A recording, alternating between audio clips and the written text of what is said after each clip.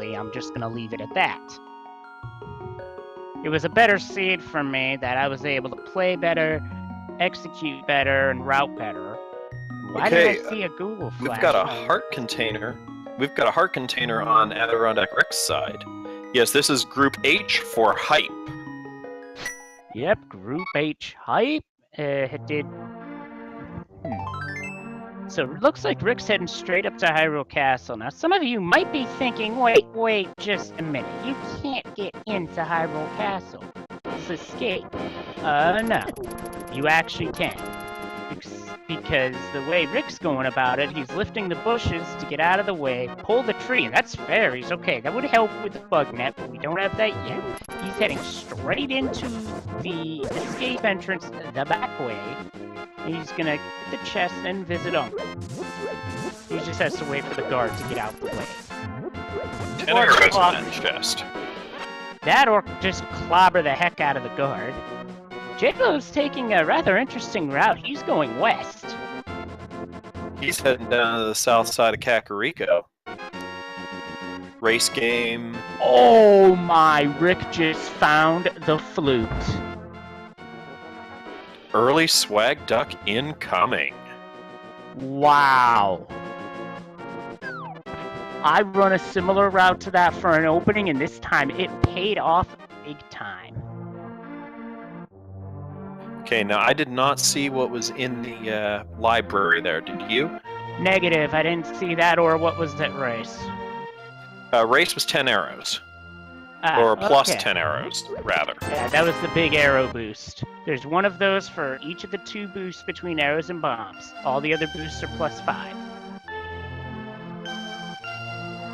And another big 20 in the tavern. Now that is the single most common chest item, is a 20 rupee. You will see more big 20s than anything else. And we've got a V-Torp. We've got a V-Torp bottle. Meanwhile, Jaylow's bombed his way into the bombable house in Kakariko, which is not a bad idea for stocking up on bombs early. Because you can get 4 bombs, 1 in each of those corner chests. No, that is not a bad idea at all. So it looks like the bug will spit out its vanilla of 1 rupee, and a heart container where the mushroom was. Not a bad find early. Yeah, this early, I'm always taking it. And we've got Bombos underneath the, in the Thieves' Hut, or the Thieves' Hideout. Nice. Also, Jaylow finds a heart container in the Cuckoo Hut. Missed on the Cuckoo clip, though, which is unfortunate, but because that's always good to do just for a laugh or two. Don't soft lock doing that, because you can do that. Would that be the soft lock of shame, then? Yeah, that would be rather shameful. Meanwhile, Jaylow7 in Blonde's hideout. See what he finds. The big 20. The red meringue. Magic boomerang. Meanwhile, it's for the Swag Duck Anthem. And we've got an ether medallion in the back of the Thieves' Hut. Nice. That's a real good find early, because you never know. You could have a situation where 1 or 2 medallions is required to get into dungeons, and getting those early will be very helpful. It saves you from having to track them down later. I guess one question we've got now is, when will Jaylow go and do the front end of Escape, the Uncle section of Escape? Yeah, the sooner he does that, the better, but meanwhile, he finds an arrow boost down the well, and he's got 3 more chests to open as Rick's buying bombs. Okay, the lamp. That's very important, because that puts the cone out, and it takes dark rooms out of play. And Quake Medallion. We've now seen all 3 medallions. That's excellent news for our runners, because once they have all 3, the odds of them getting medallion lock is a 0. And it's 10 arrows in the library. And a piece of card of a bottle vendor. Looks like Rick is just going to go ahead and do the race game. interesting play here. Looks like he's gonna flute out as soon as he's done. Which isn't a bad call, because normally that would be a save and quit point if you don't have the flute.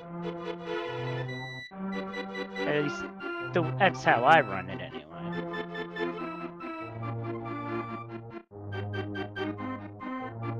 And he sees what it is and is like, nope, I'm out of here.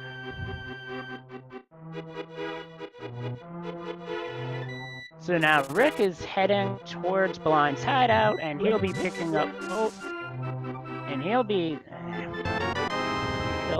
picking up what Jaylow just picked up. Yeah, this routing is a bit unusual, but sometimes unusual routing decisions can pay off. I've seen it happen and experienced it happen myself.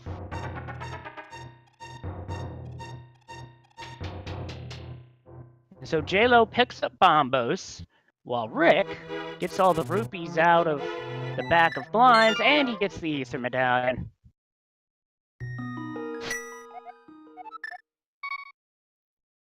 Jaylow's setting up a save and quit. Let's see where he restarts. Starts at Sank, picks up a big 20 out of Sank chest.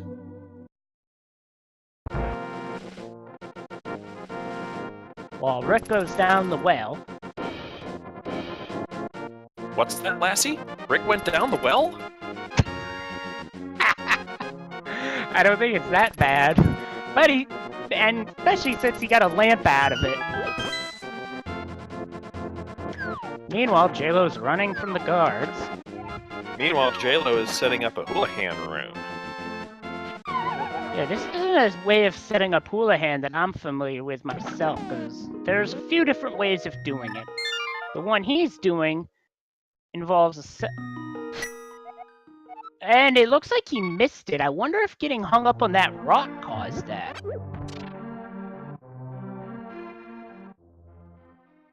And no chicken clip on AdirondackRick's side. 0 for 2. So it goes sometimes. So Jaylow's just gonna proceed south towards Lake Hylia. It'll be interesting to see what he comes up with here, because while he could go west to drain the water, first he's deciding to head towards Mini Moldorm Cave. That's not a bad play, because there are 4 chests there, plus you have Generous Guy. Do not forget Generous Guy. That could be costly and painful. Meanwhile, Rick's getting... Yes, it can. So Jaylow blows open Mini Moldorm Cave, but runs out of bombs, so he won't be able to go in there as of yet. So he's just going to do a save and quit. Meanwhile, Gary's getting escorted by a Super Bunny, which gets him 10 arrows. I mean, that's not too terribly bad, but don't have a bow yet, so not quite.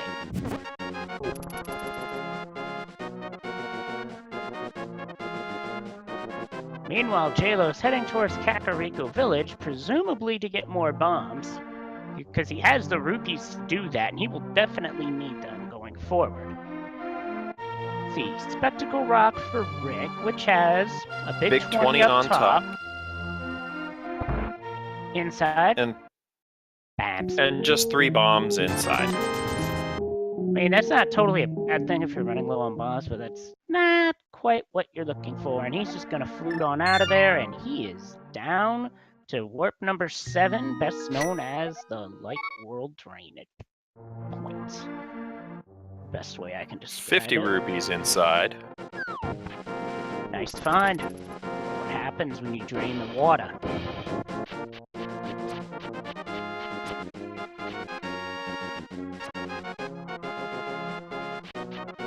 Yeah, Jay Coker has an excellent point. While they have all 3 medallions, they can't use them yet until they find a sword.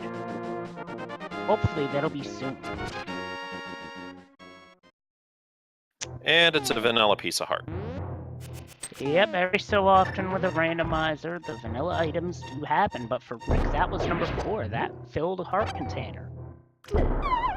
Now, unfortunately for Jaylow, bombs will be the only thing that hurt those mini mold worms. The boomerang will be ineffective. Oh no! Oopsie. The bomb blasted him down the hole, so that's a loss of 2 hearts instead of 1. But he gets 3 of those bombs back. And that's gotta be Kane! Oh, I was thinking the same thing. Because when you find Kane of Samaria and he got Book of Medora as well, that's 2. That's especially Kane of Samaria. That is 1 item you really do not want to be running around for late seed, because that item is very helpful in many other points. Meanwhile, Rick's down to his last bomb, so he's got to bail. So it looks like he's bailing to Kakariko to get more bombs. And I did not know that you couldn't use the medallions without the sword. Oh no, but I do believe in the swordless logic. You can use them if you have hammer. Someone correct me if I'm wrong on that, because I have yet to play a swordless game. Well, since I only play standard mode where you get the sword right away anyway, I wouldn't know. Fair enough. And Rick heading up to check Rufus Xavier Sarsarilla's back room. It'll be interesting to see what you get there. And also, you could talk to Sahasrara and wind up finding out where one, like he's doing right now. So Ice Palace will be green pendant. So that means at least 1 crystal will be in the light world. Have we had a map check yet? Not that I have seen. What chat is telling us is that you can use them to open Mire and Turtle Rock without the sword, but that's all. Huh. I did not know that. Learn something new every day, I guess. Meanwhile, Jaylow is heading for Agony Cave. Okay, we just had a map check on Rick's side. We've got Eastern and Desert as crystals, and I believe it was Blue Pendant in Tower of Hera.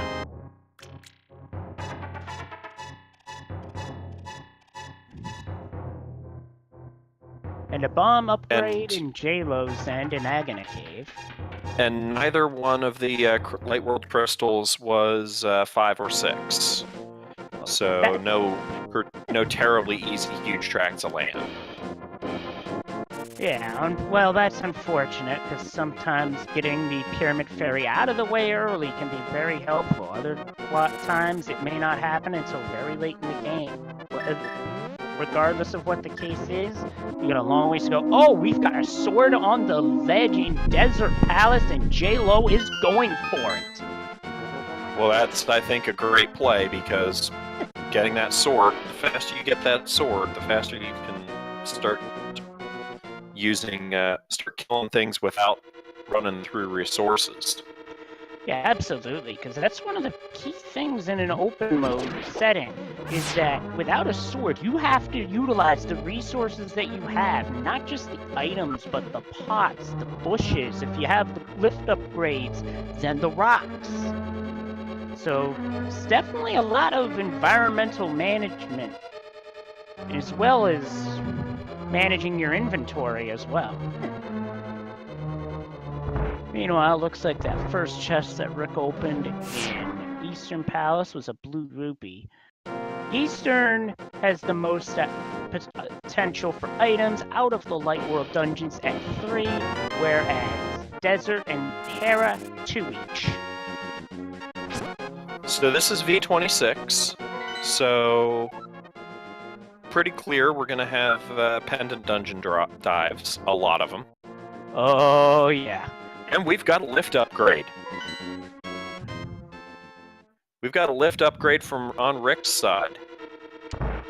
That's pretty important, because that means he would be able to finish Desert Palace, because even if you have a fire source as well as Big Key, you still need that lift upgrade to get there.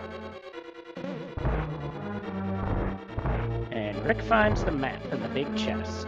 And we've got a red rupee, a big 20 on the bonk lamp in Desert. That's not a bad thing to have there, because I've had seeds where I've had to go back to Desert because that bonk lamp had either a small key or the big key.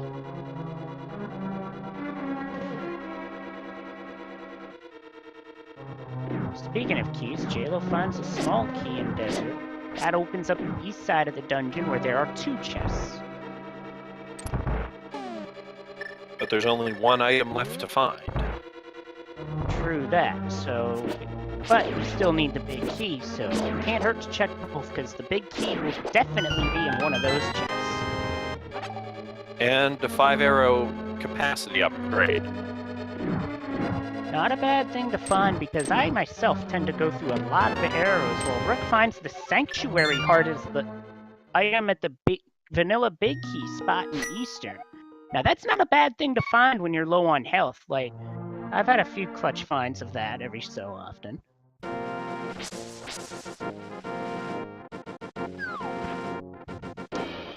Meanwhile, both have saved and quit out of their respective dungeons.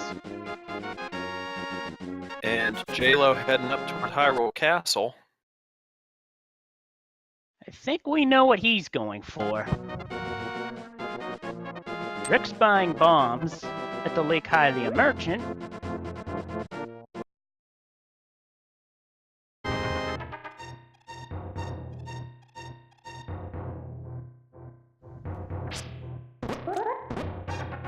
Picks up his flute, and now Rick is heading back to Mini Moltorm Cave.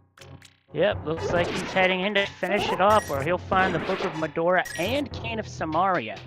However, he'll also be able to finish Desert Palace, but that will be... But he'll be picking up a sword along the way, which will actually be very helpful. Because land mullahs with bombs, that can get expensive on the bomb. Very much so. Yeah, because it's easier with other items like the ice, fire rod, bow. And Rick picks up his book and his cane. Jaylow's in the castle. Interesting to note, between the castle itself, Escape, and Sanctuary, Hyrule Castle has the highest amount of possible items at 5. Which also is the highest you'll find in the Light World, and second highest you'll find in the game, tied with a few Dark World dungeons that we'll probably be seeing later on.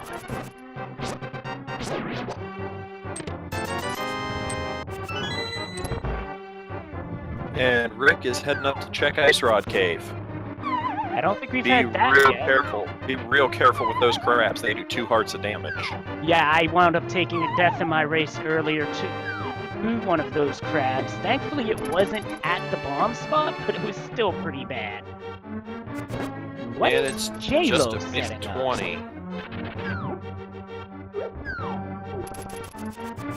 Looks like he fell off a couple of times, unless he's setting up a death warp later on. Which would not be a bad strategy, because it takes time to walk out of Escape.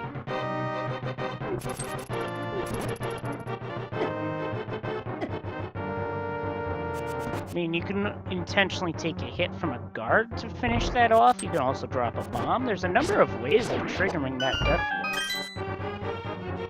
But yeah, okay, we're in the back. We're in the back end of Escape. We get a key, a piece of heart, and a lunar sphere. Nice! Moon Pearl access is huge. You cannot complete this game under normal circumstances without it. So one would say that that's going to be seeing some good use very soon. Moon Pearl is one of those always required items. Yep. Meanwhile, Shot is another one, and Bow is another one. Absolutely. And you've also got some items that are almost always required. Like, there's even a situation where Cane of Samaria could be optional. However, that doesn't always happen. It's an intricate setup, so to speak. Uh-oh, Jaylow's out of magic to use bombos. That's not gonna work.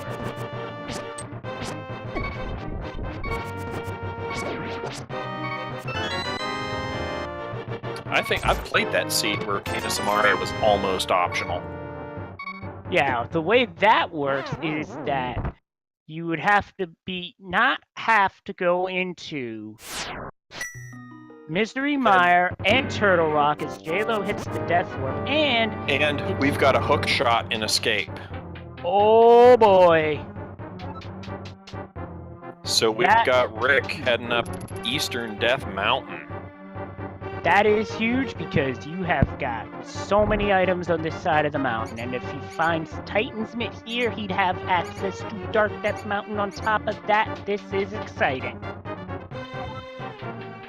Now there is bomb jump you can do here, but Rick's not setting up for that as he's just going to fall down the hole, or through the bomb the wrong way. We've all done that. Sword was at the ledge in desert. And there's our hook shot again. Boing! Yeah, at least that's not a pedestal. Oh, that would be ugly. Yeah, I think I know of somebody who had that, actually. Wasn't me, though. And we've got a sword. We've got 2 swords in the cave in Dark Death Mountain, and half magic. No, we've got 3 swords in that cave. Oh my! Rick is going to be mowing bosses down like crazy. That I have seen it where it's 2 swords. That is the first time I've seen it with 3, and he gets the bomb jump over the gap. Oh my! What in the actual HE double hockey sticks is that cave? I have never seen a cave drop so much weaponry before. Not even in my own seeds. That is insane. Meanwhile, 3 swords and half magic. That might be better than most hype caves. So now we could potentially see a butter sword halfway through the... before we're even halfway through the game. Yes, we could. But now that begs the question to ask, what's the catch? What's the catch that this seed's gonna throw at us later on? Because this is version 26, these seeds have done that where, what's the catch, and then you get a nasty surprise later on. Oh god! Rick sees butter sword. Oh boy.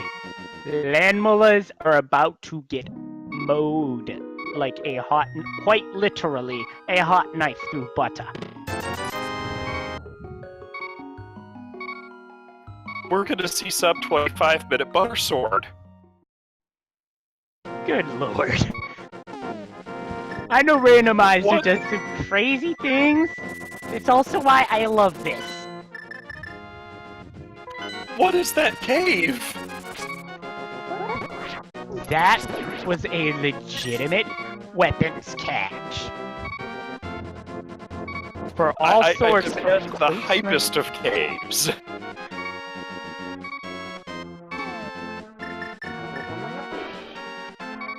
Yeah. There's no denying how hype that was.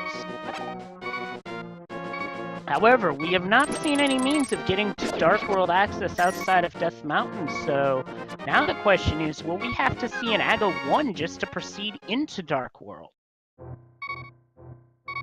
Okay, before we go much further, let me say this. If you are not following these 2 runners, why aren't you? You should be following these guys. Absolutely. They're really good at the games they run and entertaining as well. And let's also give a shout out to our restreamer Zelnus and our tracker Space Cowboy. Absolutely. All the props and shout outs to them. This would not be possible without the 2 of them. Rick sees the big 20 on the pole, knows that it doesn't have to go that way.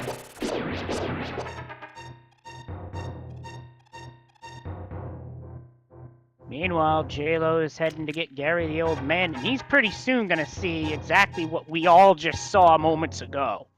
Well, he's 47. That's not very old, is it? They say life begins at 40. I'm 31, so yeah. And we are sub 25-minute butter sword. That's... on Rick's side. That's crazy. And I Jaylow mean- just got trolled by a death rock, but he finds a way around it. There was almost not a way around it. When that happens, you actually have to wait for the death rock to wake up so it can move again. Now, I mean, back in the version 18 days before progressive swords, I could see a sub 25-minute butter sword, but in these days of progressive swords, that's almost unheard of, especially in open. Absolutely. I had a seed earlier where I was at Master Sword again, and these guys are already at Butter Sword, and we're not even a half hour in. Meanwhile, Rick's approaching the Landmiller fight, and with the Butter Sword, that's not going to be much of a problem at all. Just slash, spin, and done.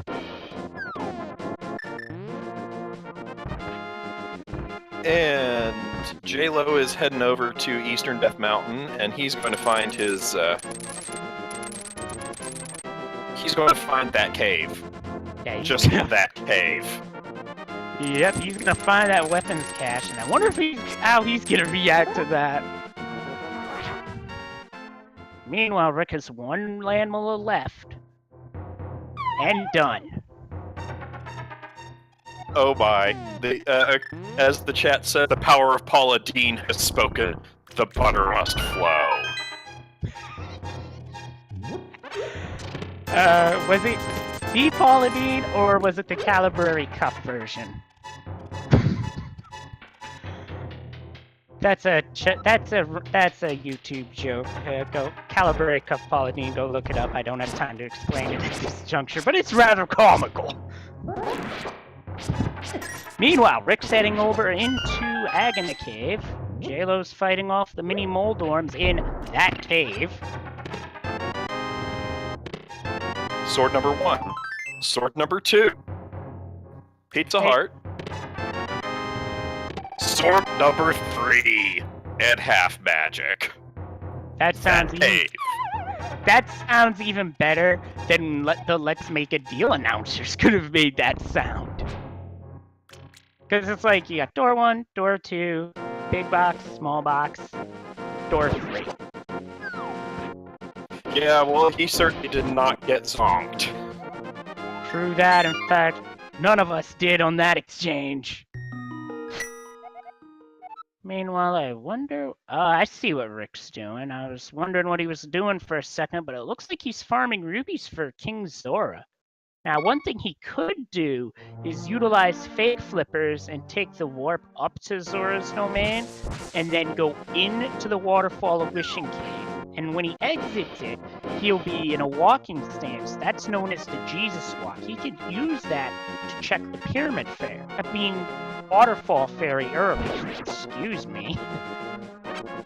Which is a great way to sequence break the seed, get 2 items, head on up to Zora's domain and get a 3rd, and it looks like Jaylow's going right for it, I think. Unless he's checking the castle, he's going right for Aghanim. He is going for Aghanim. Yeah, because it's looking like this could be a big deciding point early on in the seed, because if Rick finds the hammer, then Jaylow will have walked into an Aga 1 trap. Well, Rick is clearly heading up to Zora. Yep, Rick's on his way to Zora, Jaylow's heading up Aga 1. Which, with the Butter Sword, I mean, this is going to be super easy, because the enemies are mostly just going to fall in a couple of hits. And fake flippers first try. That's always good to get. Meanwhile, Jaylow's having a bit of trouble with the guards, but he's through. He's got the small key. 300 rupees on Lake Hylia Island. That would be tempting. Which way is Rick going? Oh, he's just checking that before taking the portal. The one thing, while in this fake flipper state, that is very of the utmost importance, you do not want to get hit. 1 hit, you die. Yeah, and not only that, that 1 hit takes away any bottle fairies that you have. I found that part of it out the hard way. Well, we've got a full heart container and a blue potion. Blue goo. Blue goo is very good. that is like the one potion you want to have multiples of if you carry potions, especially in situations where you use a lot of magic. I mean, half magic, maybe not as much, but between the cold stare and Trinex fights, which demand a lot of magic, you definitely want that. And a big 20 on the Zora ledge. That's always a good thing to see, because that means now you don't have to come back here with real flippers. Now, I've never been hit during the Jesus Walk, but I, quite frankly, don't want to find out for myself, because something tells me that would not be good. Yeah, I don't like the look. I missed what King Zora had. It was a heart container at King Zora, so that makes AGA 1 required to get into the Dark World, which from there, they'd be able to head into Pod, even though they can't finish it, or use Hookshot to get over to the west side of Dark World.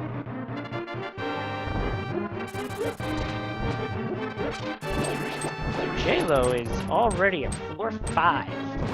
Just this and one more floor to go before he gets up to floor 7 in the fight against Aghanim.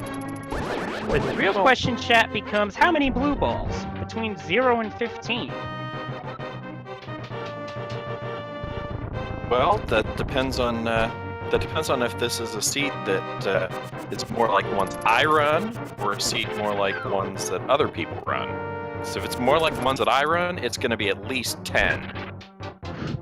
I think I had a seed where I had like 7 or 8 blue balls, and I think at that point I was ready to ask somebody to cancel Aghanim's subscription to Blue Ball magazine. Meanwhile, Rick's going through the lower parts of the castle before heading off to Aghanim, which is not a bad idea. I mean, in terms of routing, that's efficient to go the lower part than the upper part. But he's running behind. As Jaylow is pulling ahead and entering the Aghanim fight.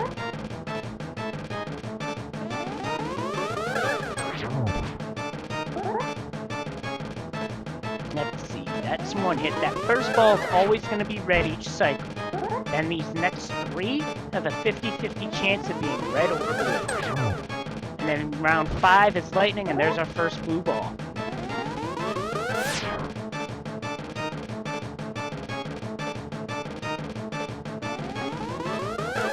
Here comes the lightning. I'm not sure if we would say that Jaylow is necessarily ahead because he does not have gloves or Moon Pearl. That's a good point. He could be jumping into AGA 1 thinking that Moon Pearl's on Pyramid, and that's not a bad play because that does happen. This logic or past logics. And I will agree with what was said in chat. 3 swords in 1 cave is just silly. And meanwhile, Jaylow is just hitting Aghanim as he's spinning around and getting all dizzy. And now Garfield looks like the dog from that cartoon. I can't think of his... Yep. Oh, he's looking like Odie. Thanks, guys. So that's a piece of heart on Pyramid. So unfortunately, he's going to have to save and quit for now, as Rick now heading into AGA 1. Jaylow has to find the Moon Pearl as well as the gloves.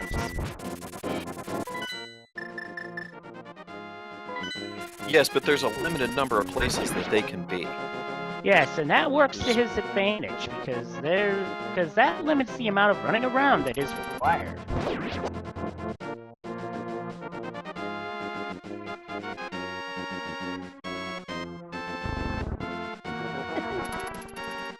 And now, one thing to note, if these guys didn't have the lamp, they'd be going into these dark rooms without that cone to see, which would be it's possible, but it's also very difficult.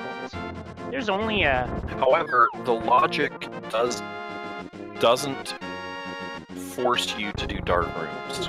That's a good thing, because if the logic forced that, I'm guaranteeing you guys that a number of us would be going crazy.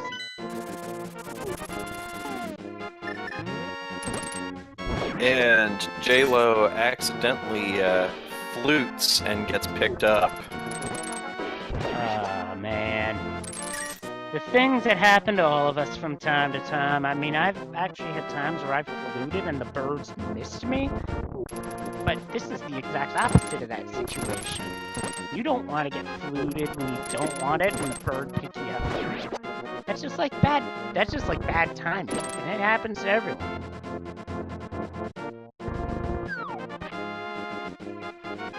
Okay, so we know blue pendant is Tower of Hera. We know green pendant is Ice Palace. Yay, we may not have to do Ice Palace. Here's to hoping, because Ice Palace can be a gauntlet to go through. And it's only for 3 items, plus it's long, plus it has more backtracking from an era prior to backtracking becoming a thing.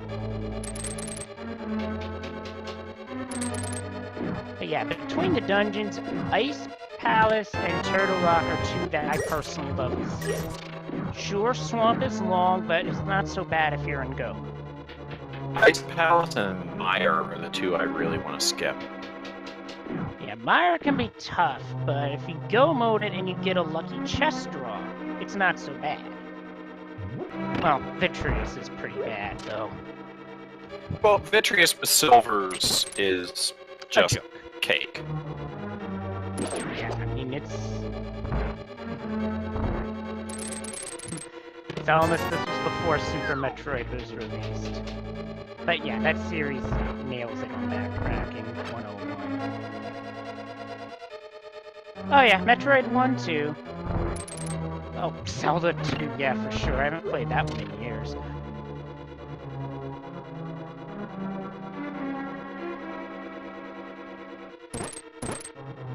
Meanwhile, Jaylow's in Eastern.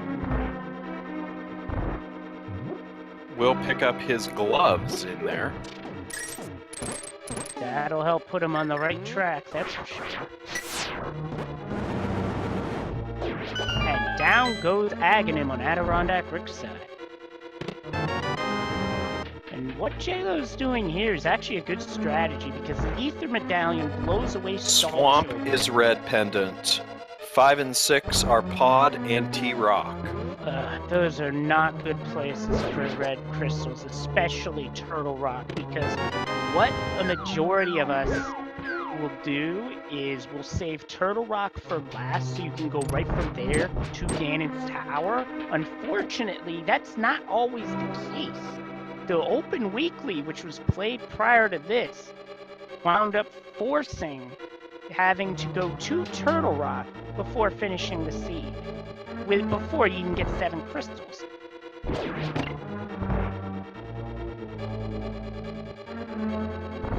Well, you just don't assume that you can do Turtle Rock into Ganon's Tower anymore, not in V26. True, but you can always pray for that possibility, although one thing that could happen is that they already cleared desert, so we won't see it, but you can wind up doing Mire.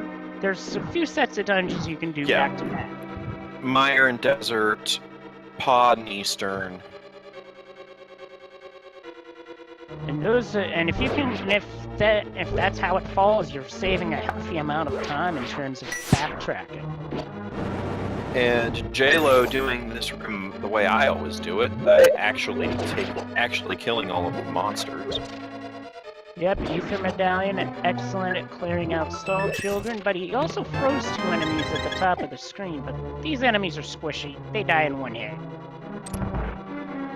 And he picks up Sankheart, that clears out the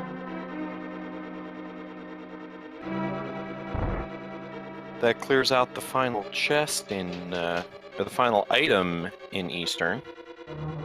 Looks like he's grabbing rupees in a later room, which is not a bad play, while Rick is at Catfish and picking up a piece of heart. Back to the title screen for Rick. And I have forgotten, where was that lunar sphere?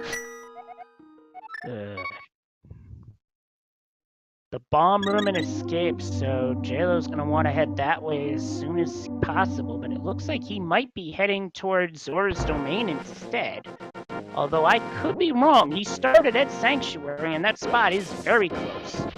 Meanwhile, Rick's jumping back into Dark World. Because if you don't have He is. mirror and Jaylow save is quit- hitting the back room of escape. Excellent choice by him. An interesting thing to note, when you don't have mirror and you save and quit in the Dark World, you restart in the Light World. I thought Rick was heading up to Catfish, but he is instead heading up towards Graveyard and Village of Outcasts. That he is. He was already at Catfish, and that yielded a piece of heart. As Jaylow has his Moon Pearl, he'll now be able to head into the Dark World locations after this.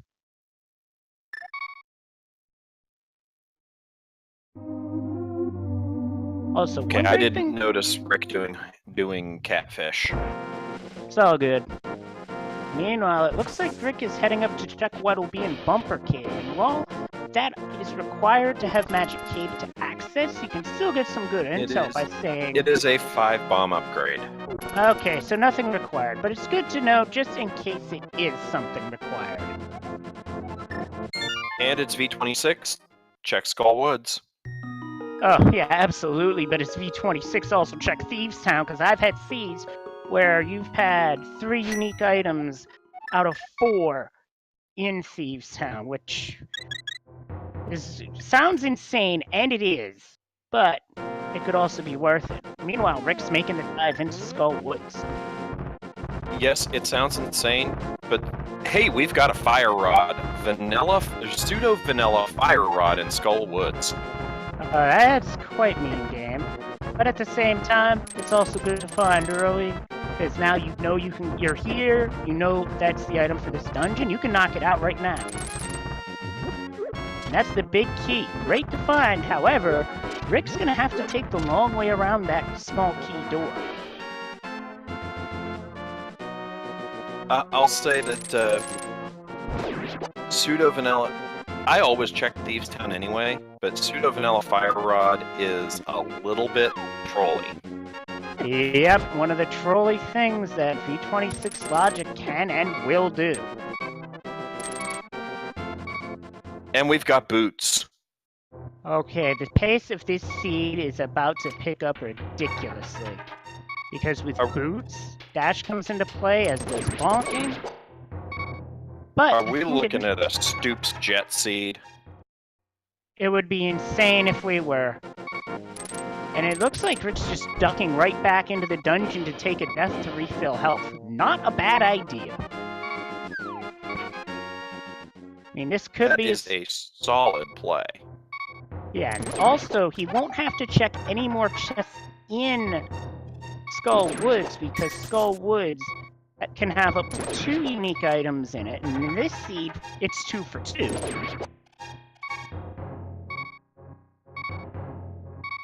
Meanwhile, Jaylow's going through Spiral Cave, which without boots, just feels like it takes a while. Okay, the science on this V26, there is a 45% chance that Skull Woods has a required item. That is a high number. So basically, you're looking at a bit of a coin flip, give or take 5%. Yeah, you're pretty much looking at a coin flip. Or you just do Skull Woods. Yep, I mean, there are times and where... Rick with the beautiful play getting the 2 for 1. That's smart. That's really smart. Skull can be super fast, but it can also be long if you wind up... Okay, I guess we are now if you wind up getting hit with Wallmaster. Yeah, I was about to say he got bunny beamed, and I wasn't sure what I was looking at for a sprite. Then he gets Wallmastered, and interesting to note about that, if you jump down the hole in Skull Woods, because this is Jet AP 1.0, you go down the hole in Skull Woods, and down comes the Wallmaster before the screen transition, you're going back to the start of the dungeon, not the boss. Yeah. That happened to Fred Coughlin in last spring's tournament. I think I remember that seed. That was brutal. That was just not nice. Yep. the seed was super troll. That is just a dirty, dirty move. But with the Wall Master dropping in the previous room, that should give Rick enough time to get down the hole and to Mothula, and it does. This is just in general a badly programmed fight. Standardly, Butter Sword will do no damage. But If Mothula hits any of the spikes, he takes no damage.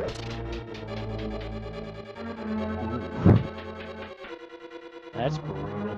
Thankfully, they fixed at least the Butter Sword part of that for Randomizer. And we see Jaylow in what Dr. Bobtastic refers to as the Mullet Dungeon. Yep, business in the front, party in the back. You get a lot of keys within the dungeon, and unfortunately for Jaylow, that statue does not move, so you gotta find the switch, and whoop, there it is!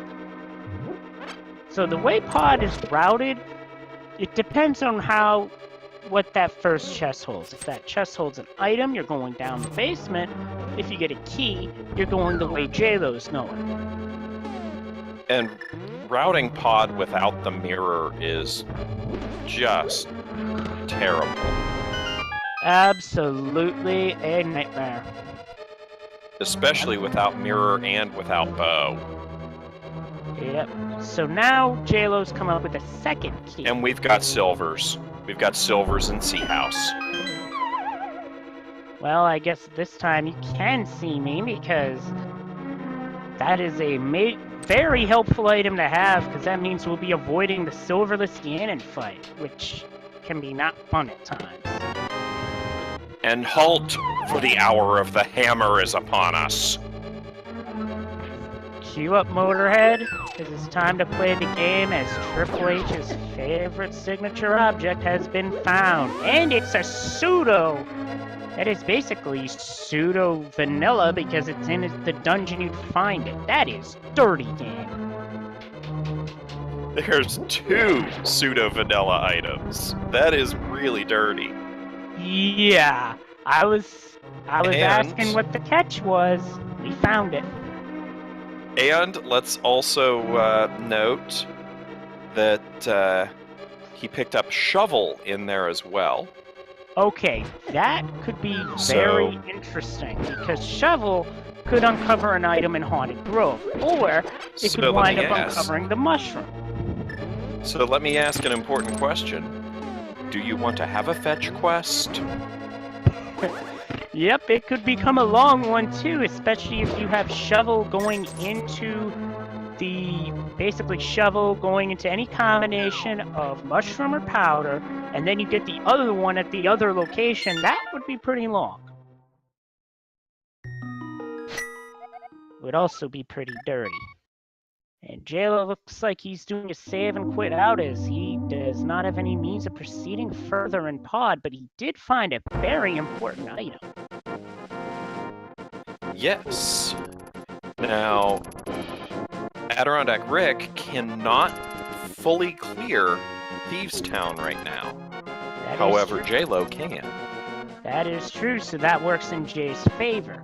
And that's because one of the 4 possible items could be locked behind where the hammer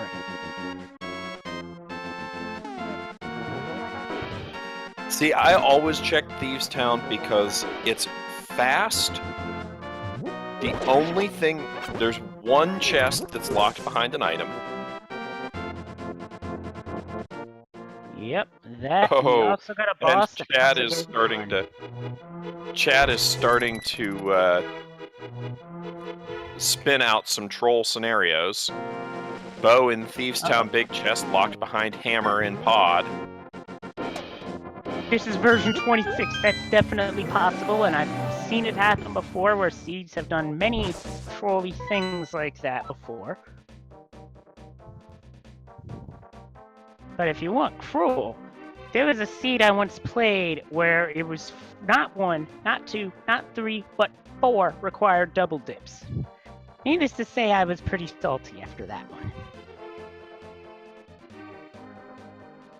Meanwhile, Rick has blown open the roof to the boss chamber in Thieves Town, while Jaylow is having a look over the Dark World map. I think I have you beat on that one. On a V26 seed, it only had one required double dip, but it had one required double and one required triple. Oh gosh. The triple dip would... there would be some shade thrown in the comments section. I'll leave it at that. Meanwhile, Rick's in the basement of Thieves Town. Knowing full well he's not going to be able to get all the items out of here. And we've got pseudo vanilla item number 3. Titan's mitts in Blind's chest. Oh gosh. This is one of those seeds where it disguises itself as a good seed but turns out to be dirtier than a $2 fill in the blank. As Jaylow has silvers. This seed, man. This seed. These seeds are more fun to commentate. And Rick had the new blind. See what the pun is. Yeah, that joke like this seed is a bit too cheesy.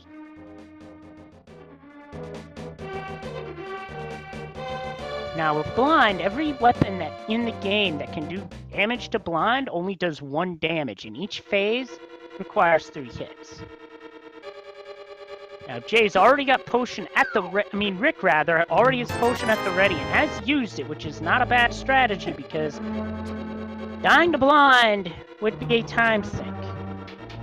Dying to blind, it's not a huge time loss because you can get back to the blind fight pretty easily, but it makes the fight about twice as hard because you can't get those 3 easy, quick.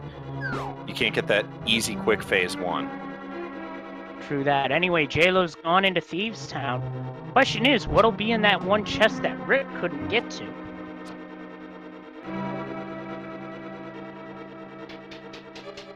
Meanwhile, Rick is heading over to Digging Game. Now, pick a number between 1 and 30. That's how the game randomizes what is buried at the Digging Game. Used to always be at number 15, now it's randomized between 1 and 30. And it's the bow. Oh boy, this changes things a little bit because now Rick can go right pod knowing what we know. He doesn't know this, but we do. He'll be able to finish pod, then if Mirror is there, he can just, well, assuming he finds Mirror, he can just mirror up there and wrap up Eastern in a flash. And we've got a Froggy World Tour coming. Yep, something you can do since version 24 is you can take the frog, save and quit to get back into the light world and the frog stays with you. Purple chest does the same.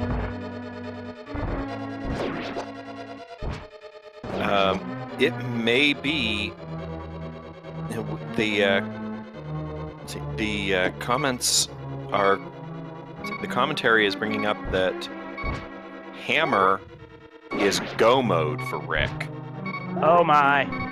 I don't think he realizes that. As soon as he finds that, that's just going to be insane. And meanwhile, we about to get a high Jaylow takes a death. Uh-oh. That ain't good. We are getting the Cave of Inevitable Disappointment. Yeah. Assuming... But the run is validated. Yep, no, he does need Ice Rod. He does need Ice Rod. Single arrow, aka Vampire Skewer, 50 rupees, piece of heart, but that fills container. And we're gonna call that a Dipe Cave because that is sort of like the anti-hype. But yeah, a Cave of Disappointment indeed. But yeah. So Rick is 2 items. Rick is 2 items away from go mode. Hammer and Ice Rod, and we know where Hammer is. Yeah, so now it's a question of the race is on for the Ice Rod. Who's gonna find it first between Jaylow and Rick? Meanwhile, Rick's making a pit stop at Sick Kid. Would it or would it not be Trolley for the ice rod to be the hammer-locked chest in Thieves' Town. That would be evil. And also expected of this logic, something like that. Also could be in the very last chest of Turtle Rock, which would also be equally evil. Oh no, Jaylow takes the death before heading upstairs. That hurts. 300 rupees for rescuing the lumberjacks. Well, I guess this time they really are the bread smiths. I mean, you could also wind up with a situation where ice rods at Mimic Cave. Did we have a pedestal check yet by chance? Because that could also yield an interesting answer to this. Ah, yes, Mimic Cave. Once found the bow there, thought that was evil. Then I had the double dip seed where Boots and Bow were both in Turtle. Yeah. Meanwhile, Rick's heading for purple chest. Rick is getting Gary's lunchbox. Yep. That triple dip seed that I was mentioning? Hook shot required to complete Swamp Palace was in Mimic Cave. Oy. Quake required to get into Turtle Rock was in Swamp.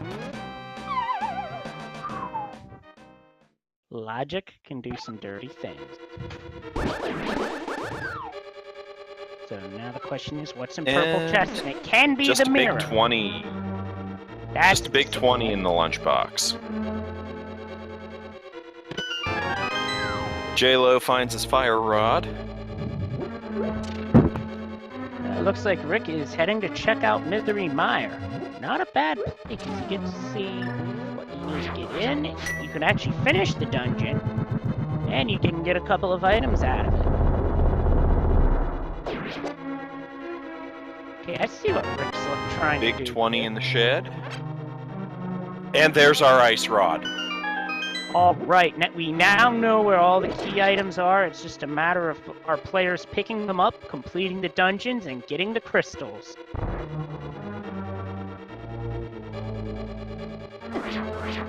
Bombos to get into Misery Mire. Out of all the medallion animations, Bombos has the longest animation, so it's not something you want to be using too often in that sense, but it has its uses, like Jaylow just used for clearing out Gibdos. And, of course, Jaylow picks up his boots, and of course, Bombos is very, very useful in the Gauntlet. Yeah, once you get to Gauntlet, as well as an Ice Palace, especially against Cold Stare, Bombos is definitely useful. And there's another Bombos use. Big bada boom. Hey, that's a big bada boom, and clearing out an enemy room full of enemies. Note that the Wizrobes vanish right away after they get hit by Bombos or Ether, because they're weak to both.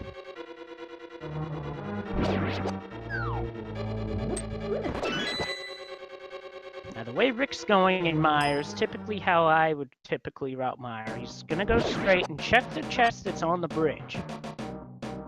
Now, I guess I route Mire a little differently than most people do, because I always go up and around to the crystal switch that's up from this room that Rick just went into.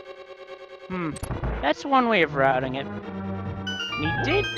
But that seems to be because I always manage to get that big key in the chest right below that room.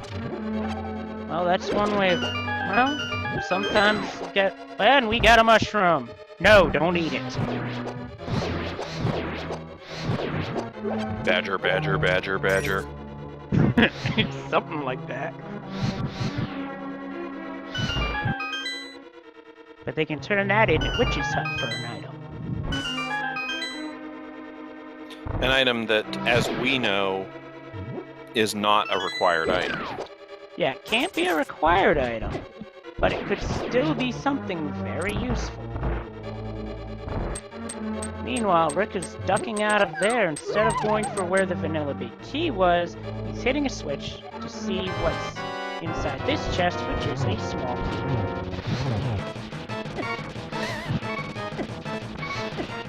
And a death taken from Mothula. Oh, that is not a death I like taking, because that's the one that will make anybody salty. I actually had a seed where I died like 3-4 times to Mothula, which was disappointing. But still, gotta get back up, gotta keep it going. Gotta get back up, gotta keep it going, gotta take the moth out. Yep, crush the moth.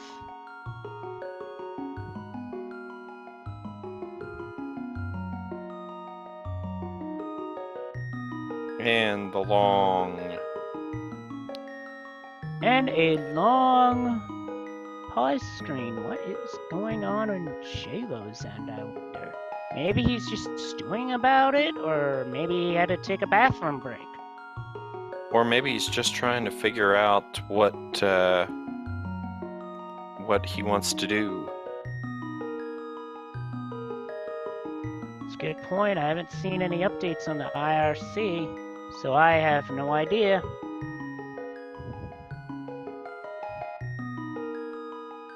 Meanwhile, Rick's proceeding right to Vitreous, which, with the silver arrows, makes a very tough fight ridiculously easy. Yeah, Silver Arrow Vitreous is just crazy. Yeah, it's when it happens, when you're able to get that, it's ridiculously easy, but short of that, there are other strats that you can utilize. But he takes a death. Looks like he got sniped by the turret at point blank range.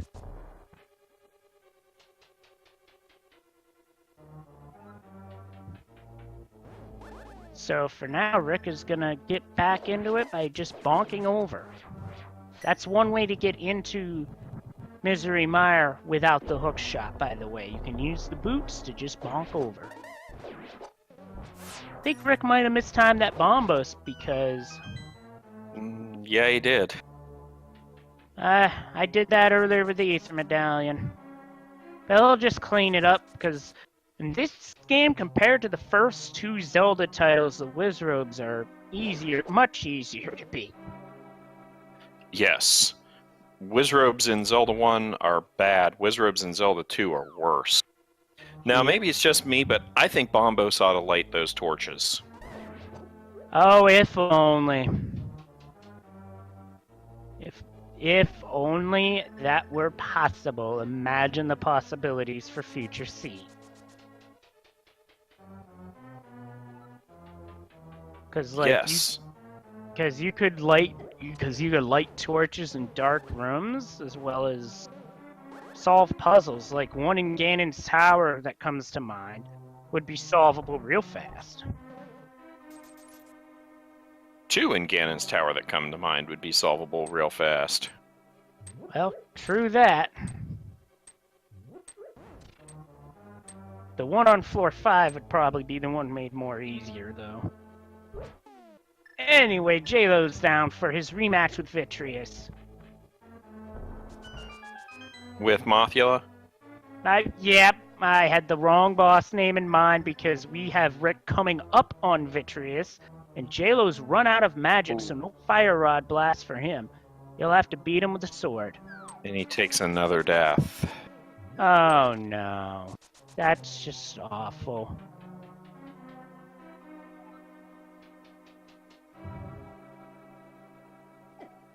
He's just jumping right back in the saddle. But he's also out of magic, so he's gonna have to find a way to refill on magic just to get there. Well, he gets the big magic jar drop. That is an excellent drop. He just has to get there and pick it up before it despawns, which he does. And the easy Vitreous fight on Rick's side. Yeah, but I also like what Jaylow's doing here with the Gibdo. He's just barbecuing them with bombos. Which is a good strategy. Yes, it is. Unfortunately, that double torch shot doesn't work when you have a block in the way.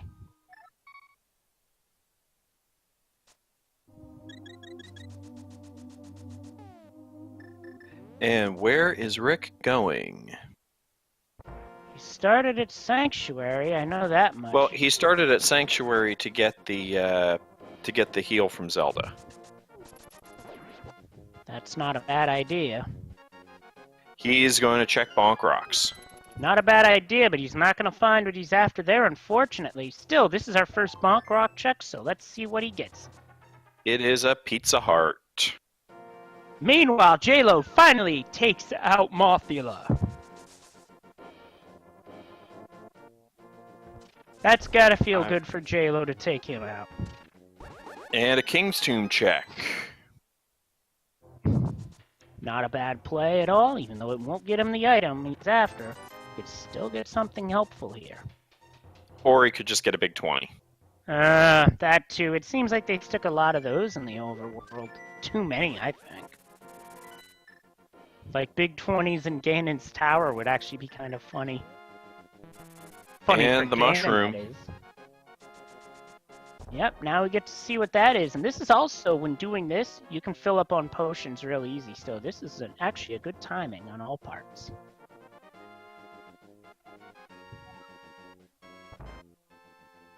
We got a good question in chat from Ender. How did he just push the King's Tomb open? I think he was holding the dash button down. And that's yes, a heart there's a sword dash method. There's a sword dash method to do that. You know, I always check Thieves Town first and then do Skull Woods, simply because walking back from the end of Skull Woods is very annoying and long.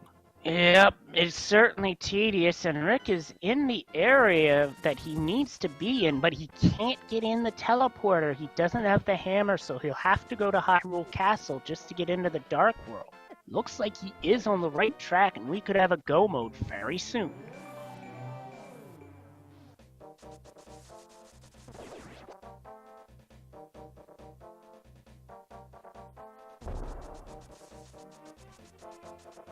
Meanwhile, Jaylow is in Village of Outcasts.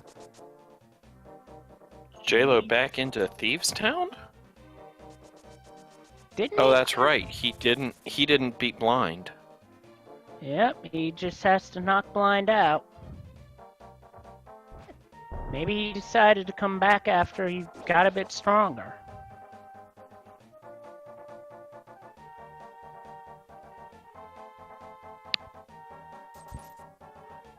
Meanwhile, as Rick is approaching Palace of Darkness, he gets help from a monkey called Ukiki, which costs 110 rupees total. However, while Kiki is following Rick, Rick cannot take damage, which he doesn't, because if he does, then the monkey runs away, so that would cost another 10 rupees, as well as time.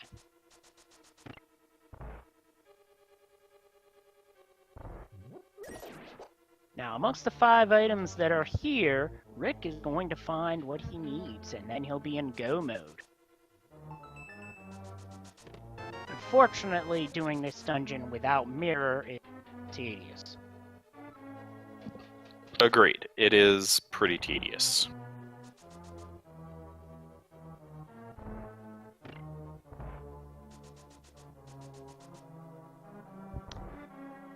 A lot of people are already guessing what the times of this race will be. Back in earlier Logics, it was pretty... You'd typically see 120s, 130s, even a few 110s every so often. Nowadays, those are rare.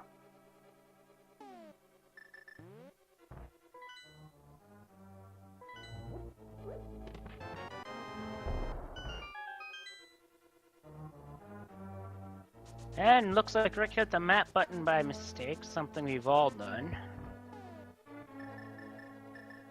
And yes, there is not always a key on Laser Bridge. That's right. one thing we haven't seen yet. We have not seen a shield yet. Yeah, the question is, where are we going to find one of those? Because the earlier shields don't help, but the full-on mirror shield, very useful blocks. Pretty much everything projectile-based except for BMOS beams. Meanwhile, And Rick has the we are hammer. in That go is mode. go mode. So hit the green light and put your foot on the gas, because that is go mode.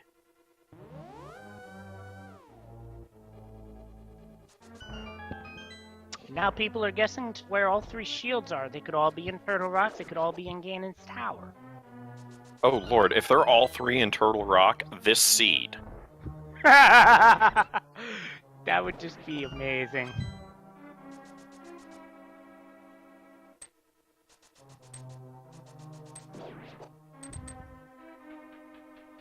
So now, Really, this seed.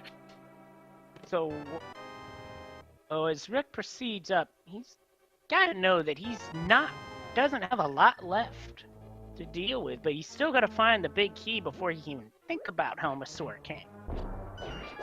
And there are a number of places it can be in this dungeon. Looks like Rick's making a ferry stop, and that's not a bad play.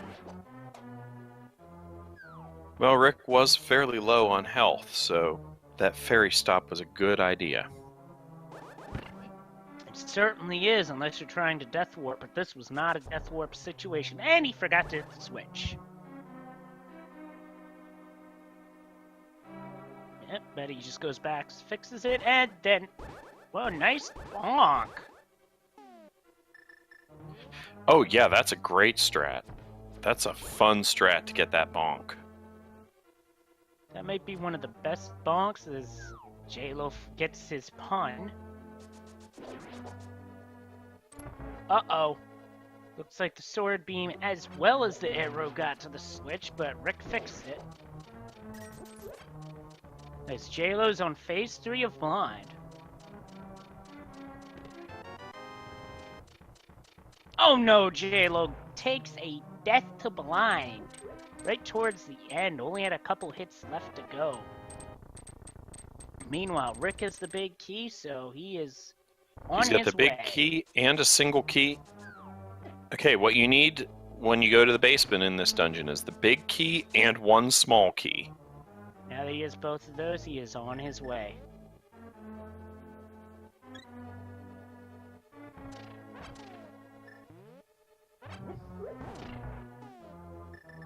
What he's doing here is an item dash to break through the pots.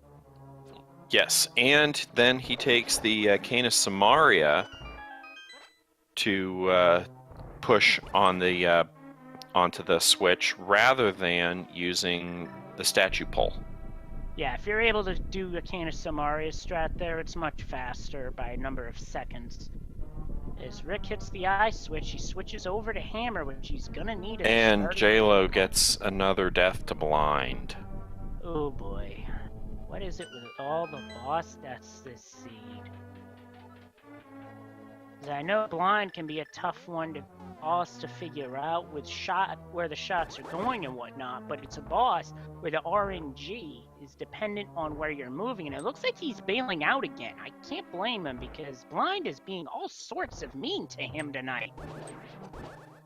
And he is hammer dashing to clear the peg cave. That's not a bad strat, and it's also fun to do as well, except when you don't get the hammer dash input. What it is you're hitting the item and dash button simultaneously to where the item is being used while dashing. And it's a good one because it's a piece of heart. Meanwhile, Rick is heading into the Helmasaur King fight. And what he's doing here is that he's holding the sword out to not only extend the hammer hitbox, It extends the hammer hitbox. It also makes sure that when the hammer hits the mask, that he stays facing the correct direction. Yeah, that's very helpful against this boss. Bit of RNG though is that Helmasaur King will either shoot fireballs or swing his tail in the first phase. Second phase, he could do both, but all it takes here is a silver shot and done. Jaylow's about to find the bow though, and when he sees that, he's gonna learn what Rick learned, that go mode is not too far behind. Go mode for Jaylow is an ice rod away. That it is. He just needs to find that ice rod and he will be on his way. Question is, where does he go next? He checks old Stumpy for 50 rupees. Yep.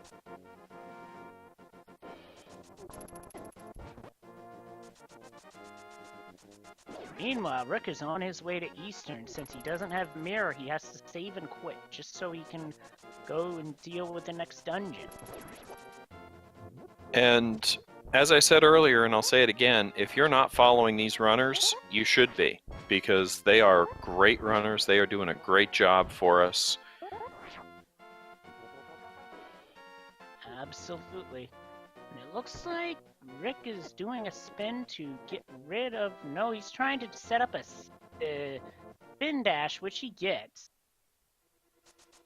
And that creates some interesting properties, too, because not only does Link move super fast, But he then cannot use his sword. Yep, he can only use Y items, and that changes when he dashes, and Jaylow's about to enter a cave of disappointment.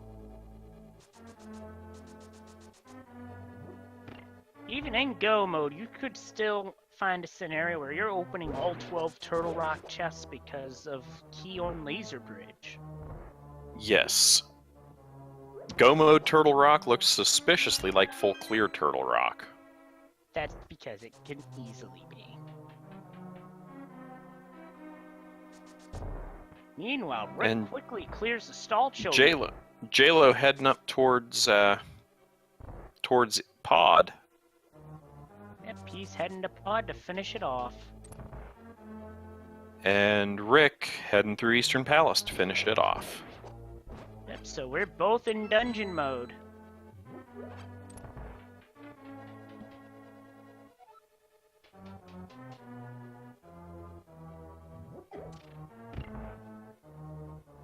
So the question becomes now, when will Jaylow make the play on Meyer?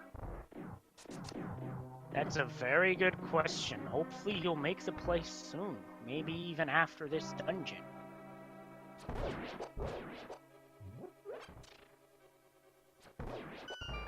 It kind of goes counter to the usual V26 logic, though. V26 do pendant dungeons.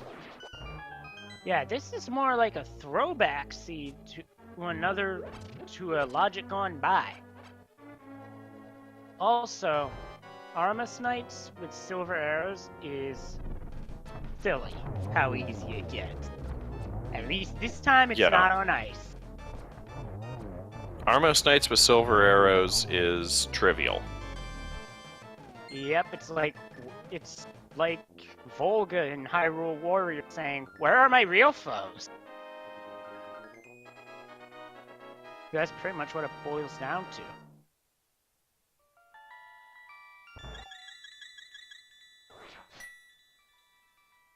So I'm trying to look at the tracker here, and how many crystals does that make for Rick now? 5, 4... Well, he's done Desert, he's done Eastern, he's done Meyer, he's done Thieves Town. Oh, he's got one to go. He's going done for Turtle Rock. Skullwoods. I just saw on his pause menu, he's got one to go and he's headed for Turtle Rock, whereas Jaylow's working on his second.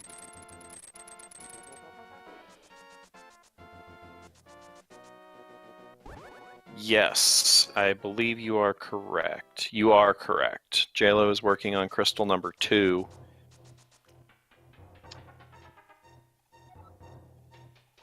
Jaylow ran into what I ran into, and we open weekly, boss deaths. And that's very unfortunate, but it does happen. And every so often, that's what gets you, is the bosses.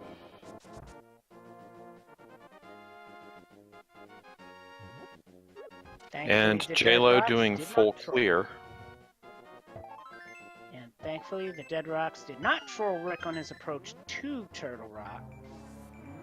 Because, let's face it, that's just evil when that happens. He knows it's Bombos to get in, so he's already menued to it. Nope, it's Quake. I had another seed in mind.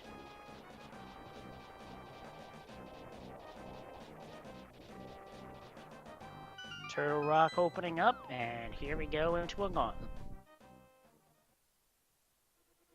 As for Jaylow, he ran into an unfortunate case of boss S, and oh no, he does not have the big key, so he can't get into the chest. That is very unfortunate. Okay, our first Turtle Rock chest is a big 20. Well, you're already in go mode, so finding those now is pretty much inconsequential, unless you're looking for like a defense upgrade. Now, what Rick tried to do there was hold down B while walking backwards to get out of the room. The fastest way to do that is to do it quick enough so that the sword charge doesn't take effect. If you do that, you save a couple seconds over having to unleash his full spin attack.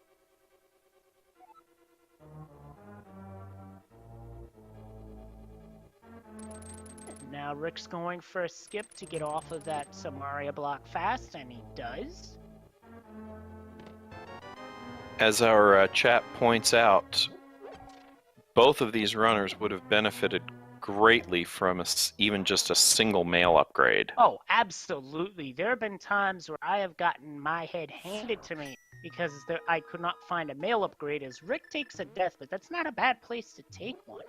Because you're just going back to the start of the dungeon with full health, and you can refill your magic.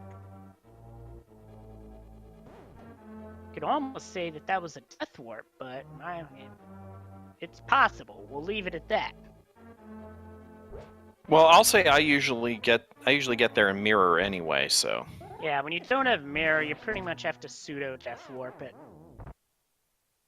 Now we're coming up on my least favorite room in the game, the Chain Chomp room. Or you just get... Oh god, that Chain Chomp room. Yeah, there is absolutely no way to defeat them, and in this green meal state, they are going to do a lot of damages. Rick looks like he just stepped off as the platform was forming and fell right in between the two. And one strategy you could do for safety would be to Fire Rod or Bombos out the pokies, but you don't have such a thing with a Chain Chomp. You've got to play it very carefully. Looks like yes, Rick was you going do. for a quick kill there on the pokies, but it didn't pan out. The game said no. Oh, I like what he did there. It looks like he tried to bump this Kana Samaria block into position, but it didn't pay out. Uh-oh, he's in a bad spot. But he blew potions and completely refills his health. Excellent timing on that big potion, and that chest was required because it's the big key. As Rick continues his way through The Legend of Zelda Super Mario Brothers. Yep, something like that. Oh, and those pokies also move faster as they lose segments. Maybe anyone yelling at those pokies to move faster? Well, knock off a segment or two and all of a sudden they're moving real fast. And Rick just fire rods that pokey down. Not a bad strat. And he's just going to take that key and run. I don't blame him because he only needs one key to go down the basement and then one key down there to finish the dungeon. So it's So in this case, would you get the big chest? Looks like Rick is doing that. In this instance, I would, because it's a calculated play here. Gambling on a chest location in Turtle Rock is a bad idea. You could do that and leave behind a small key or the big key. And if you're short keys, you're having to go back and get it.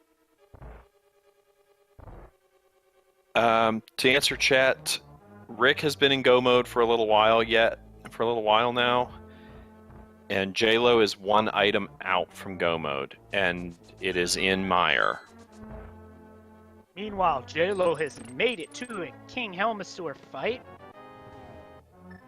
Or yes, Mire Shed.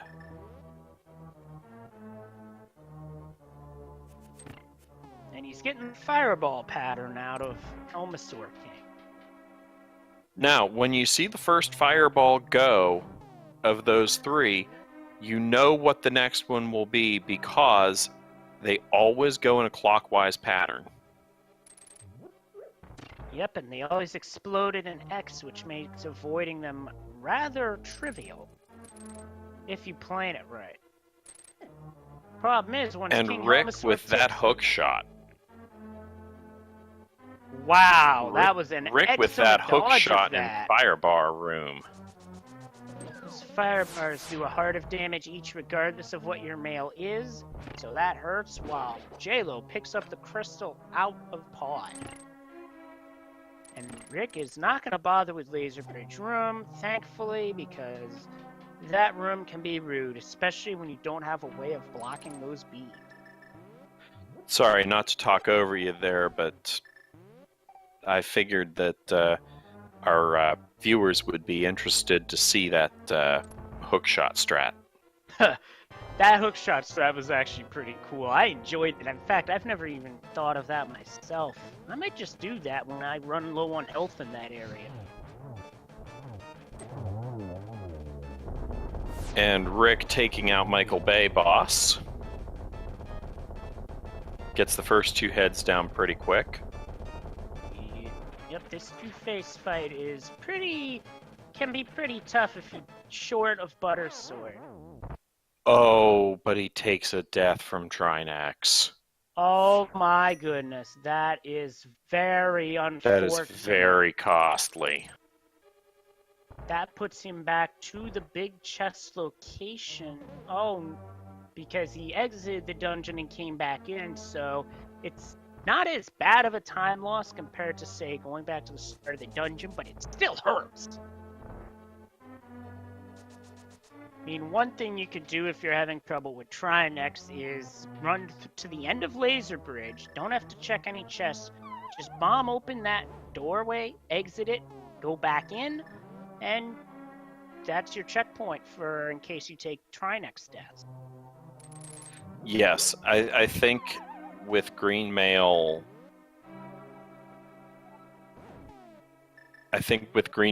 no matter how many hearts I have, I would always do that.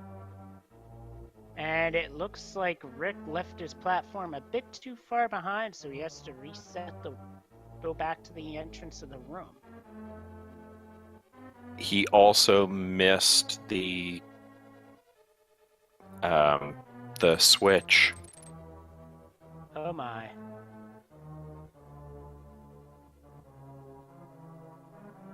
Knowing that he missed the switch is... well, that's unfortunate, but at the same time, nobody's perfect. Now, it looks like he's going around in a circle here, but it looks like he's also timing it to where the fire bars don't hit him. That's pretty smart.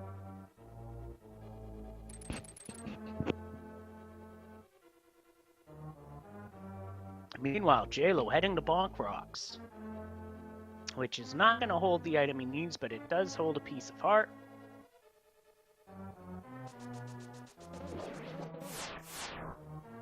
And Rick Rick declines to go and open the safety door. I kind of question that because you're in a green mail situation against a boss that can hit you for a lot of damage at any time, especially with green mail. And yes, Jaylow just needs the ice rod.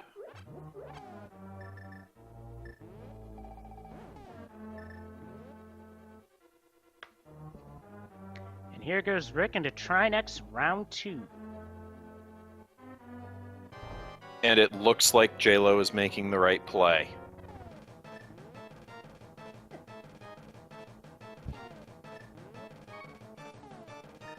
Yep, he's on the right track.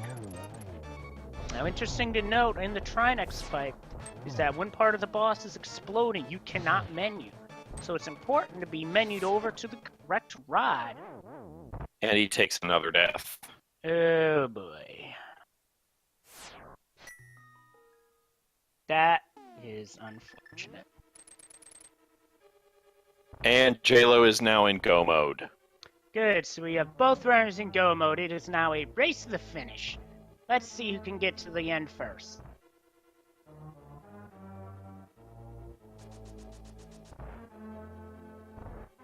And the other question, will Rick take the safety door this time? Here's to hoping he does, because dying to try next and having to come back from the big chest room not once or twice eats up a lot of time.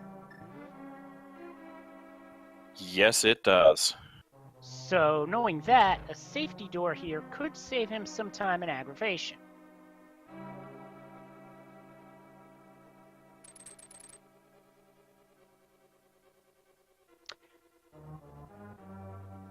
Yes, well, it would appear as though Rick has a lead. All these deaths are going to add up.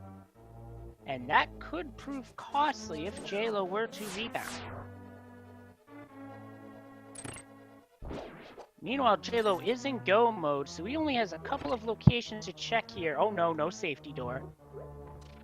So all Jaylow has to do is get the big key and small key, and he'll be on his way to Vitreous. And he's just gonna blow the Wizrobes out of there with ether.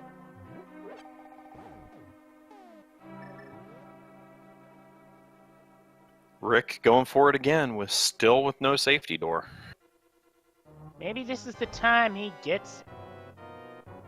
I mean, there are times where you do take the safety door. Like, I remember doing that in the first time I faced Trinex with Master Sword. I took the safety door because I was starting to get my head handed to me. That, and I could mirror to get fairies on that ledge, which don't have the luxury of. Yeah, okay. So he gets out of the way of the head. Phase one done. And Michael Bay boss down. Excellent. He got it this time. Oh, that second cycle, that round from Rick was absolutely what was necessary. And he just gives him a little extracurricular fire rod blast to just say, I don't appreciate how you're treating me. Meanwhile, Jaylow and Meyer picked up a small key in the first chest. And now Rick is on his way. Chat, pick a number between 1 and 22 for the location of the Ganon key. I've guessed it every time, and I'm going to keep guessing it until it happens. Tile room. I'm gonna go with 15. Got a big deal with the ice armor. That evens it out between having to do left side and right side.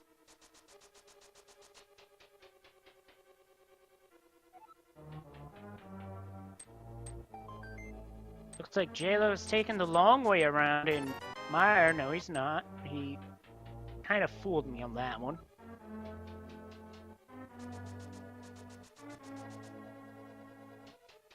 So we're at 2 chests, no big T. No big key. Jaylow is dashing through. Shoutouts to both runners. They're doing a fantastic job tonight. And the flippers are on the pole in Ganon's Tower. That is the first time I have seen that. This game did not want Link to get wet at all. Even though he probably did.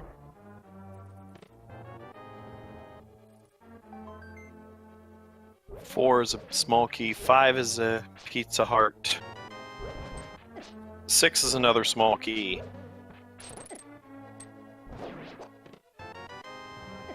7 is a small key. So he's got to take out all these stalled children that are throwing their bones at him, but he's also dealing with laser turrets as well. Now the hookshot will stun the stalled children, whereas the boomerang damages them outright, and Jaylow takes a death. We've got a...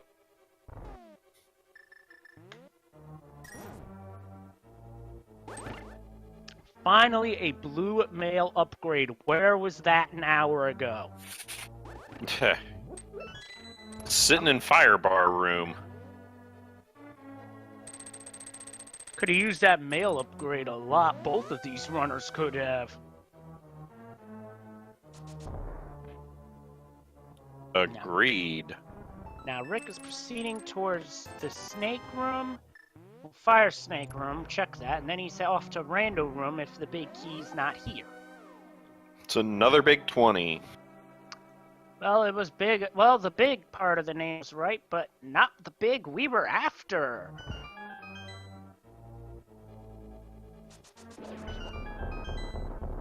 Okay, rando room gives us a big 20, another big 20, 10 arrows, and a big key. So, Rick is on his way up the tower. But he doesn't have mirror, so he has to complete the circuit. Yes, no mirror. So without mirror, that big key is sort of a blessing and a curse. He's already committed to this route, so he's got to finish it. Can he bonk over the teleporter? Nope, he winds up getting caught. Yeah, 140s are definitely a luxury, Slim. I have not had too many of those lately. In fact, I only had my first sub 2 in a couple of weeks earlier.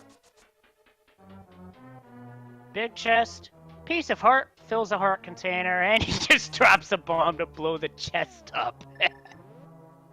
Oh, I love shenanigans like that. And Jaylow finds his vanilla big key in Mire. That's not a bad place to have big key in Mire. It's not in the very last chest, so it actually pays off to some degree.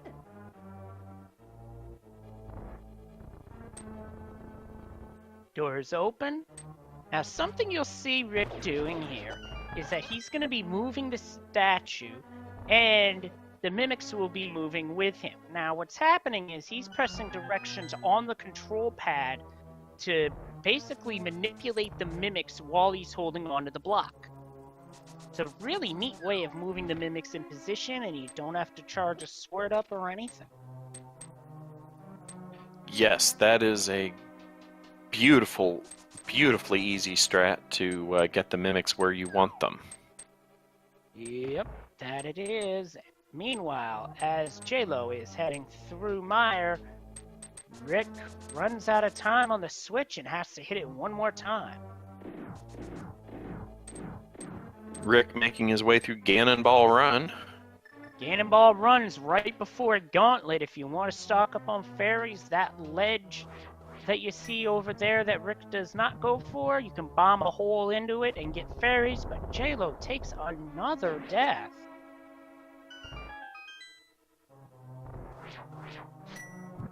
And Rick just taking the Bombos way through the gauntlet. I can't blame him for doing that because there are some really nasty rooms combat-wise in Gauntlet. Because in this third room here, the enemy movement control you, which that can kill runs.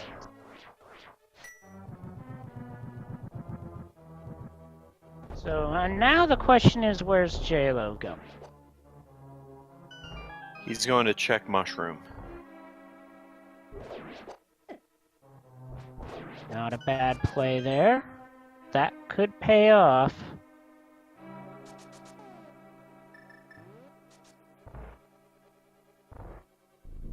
As Rick is approaching the second fight against the Landmillers, there's two strategies you can utilize here. You can utilize the bow or the fire rod. Well, bow with silver arrows. Or, of course, Butter Sword. Absolutely, because Butter Sword is so good at beating Landmillers. But also what works is, like I said, Butter Sword, silver arrows. Best two items to use, guys. Now Rick is heading up to floor 5. This is more of a magic-based floor. So you're going to be seeing magic-based strats such as Can of Samaria taking out Wizrobes in the next room. Someone asks where Butter Sword is in Vanilla. Butter Sword is in huge tracts of land. otherwise known as Fat Fairy. Yep, and you also have to get that along with Temper Sword. It looks like Rick got blocked on the one cycle by the Spike Slider, so he'll have to clean it up when it reappears.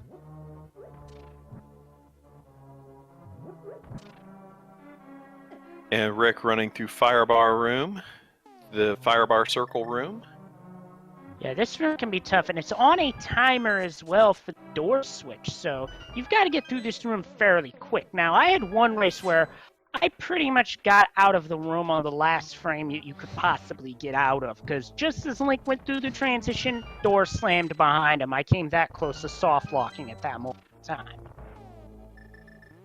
Meanwhile, Jaylow's back in Eastern to finish the dungeon off, as Rick is just going straight through, as there really isn't anything that he could grab that could benefit from him unless, like, red mail is in one of the chests. Got hook shot up as he's ready to latch on to validation chest after 2, which is going to be super trivial. As soon as, because literally it's just, with the butter sword, it's 2 hits and dead. Also, dashing through Moldorm looks so good. What do we get for validation chest? Bombs. Probably could have blown the chest up for real this time.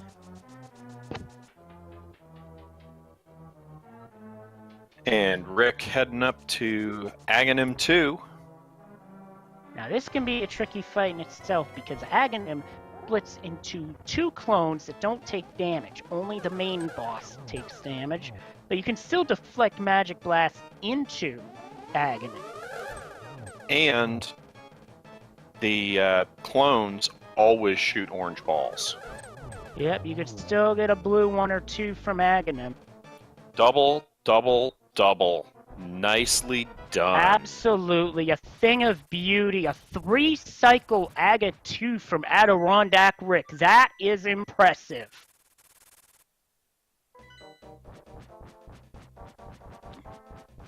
The only thing cleaner than that's a 2-cycle, and that is extremely difficult to do. Meanwhile, Rick is rounding 3rd and heading for home to take on Ganon.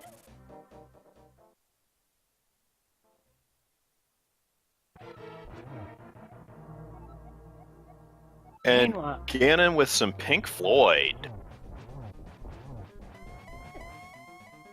So that's what that reference was. I had seen that a few times in a few seeds, and I'm like, where does that come from? Now I've drawn 2 and 2 together.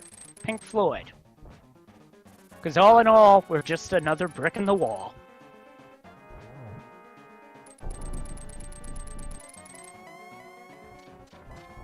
Jaylow's heading to Haunted Grove to see what's there as Rick is in Ganon Phase 3. Another piece of heart for Jaylow.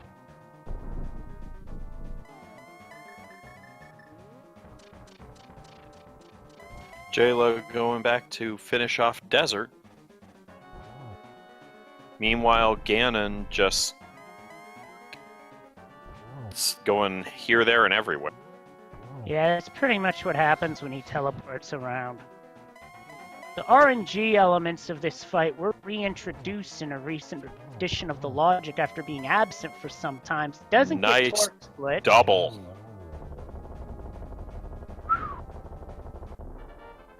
Those aren't easy to get, and they're not always guaranteed in every Ganon fight, and we have got ourselves a pig roast because Ganon is down. AdirondackRick is our winner with an official SRL time of 1:43.44. Congratulations to AdirondackRick on a fantastic race as well as a fantastic finish as well.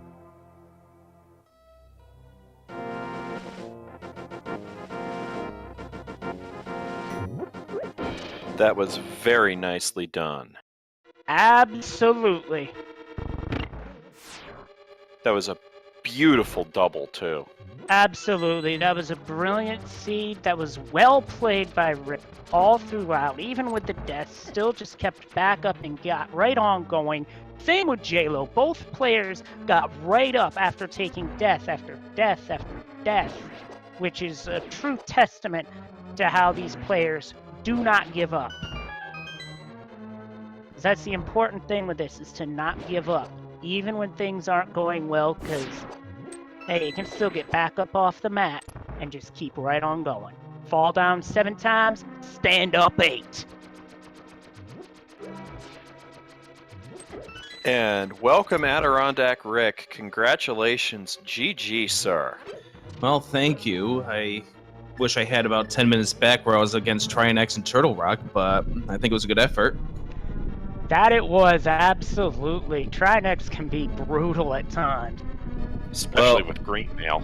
Yeah, well, what ended up happening is I missed, once he got me that first, getting out of cycle, the first stage, once I got the blue head taken down, it kind of took me out of the focus, and I missed my swing on him, and, well, next thing you know, I have to do this 2 more times. That seed, man. That seed. Yeah, I love the fact that you had to gamble on vanilla items in 2 of the dungeons. 3. Oh. The third one being Hammer and Pod. Mitts in Thieves Town. Oh, right. I don't see that as much of a gamble because there's other places you can go, and you don't need those to beat the dungeon, but the Fire Rod and the Hammer definitely, yeah. Yeah, that was crazy. But even earlier than that, East Death Mountain, where you get not 1, not 2, but 3 swords out of the same room, where you also get half magic. I've never seen that before. That was crazy. That's amazing, the fact that I got 3 swords there, and then all of a sudden I'm like, okay, let's go do desert. Oh, hello there. That was truly incredible. Because every seed has a moment where it's like, oh my goodness, that was that moment. Exactly. Whew. And meanwhile, Jaylow is heading up Dark World Death Mountain. Where was he when I finished? He's been having some trouble with boss deaths. Ooh. Yeah, I've been having a case of that lately. Yeah, that, like I said, the Trinex was more or less, all of Turtle Rock was pretty much, I underestimated, oh, that thing does 4 hearts of damage? Okay. Because I expected the thing that was going to knock me badly in Turtle Rock was the chain chops. I was expecting that as Yeah, that's expected, but pokey. That pokey. That took me by surprise as well, because that thing hits you so hard. Wow. I'm like, I have 4 hearts, and all of a sudden, I'm like, what? Okay. I was surprised here too, because I thought it did something like 2, not 4. Then again, I'm too used to going through here with blue mail. Yeah, well, I was really happy to find it in Ganon's Tower. You probably could have used that a little bit sooner. I was thinking that. Although I did like the getting a piece of a heart out of the big chest in Ganon's Tower to complete a heart container. Yeah, that's timely. You get a timely completion of that. And I'm like, I don't have a seat that often where I have to walk by the big chest in Ganon's Tower. I'm gonna open it. Yeah, because usually you get the big chest in Ganon's Tower, you're like, hit the mirror and go, and we just found a shield and hookshot cave. Did we find where the mirror ended up being?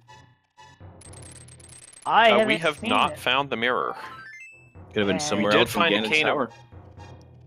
We did find a cane of Brian over in Hookshot Cave, though. Yep, the other half of Team Heck No. Yeah, it does look like Jaylow's looking for defense, but I don't think you're going to find it out here, unfortunately. You could be checking to see what's needed to get into Turtle Rock, which is quick. Yeah, I also love that. The 3 medallions really early. Yeah, that's a good sign. You get those you got those early, so you knew you couldn't be medallion blocked at all. Now he's going to kill a Lionel. And this is like, between this and SRL races, like the 4th straight Aghanim required seed for me. Yeah, that was a little bit different having an Aghanim required seed. Part of me was wondering if that was going to be because of the bottle, but nope. No, it wasn't for the bottle. It was actually because you needed to progress. Yep, either to get to the hammer and pod or head on over the other side where everything else was. I was expecting everything on the other side, and let's just say this seed threw us all for a big surprise. And it looks like Jaylo's set up for a death warp in Spike Cave, which was bombs. So let me ask you, Rick, at what point did you figure you were ahead? Well, I figured I'm like, okay, there's a fire rod in here in Skull. Now I'm thinking at this point I might be ahead, but in version 26 you gotta check Skull Woods even if you don't have the items to beat it, because there's usually something in there. And I'm like, oh, boots and fire rod. Okay, let's do this. But I think it was more when I found the hammer and pod, because that's the kind of thing where some runners are going to try to wait until the very last moment before they decide to go into a dungeon that needs it like that.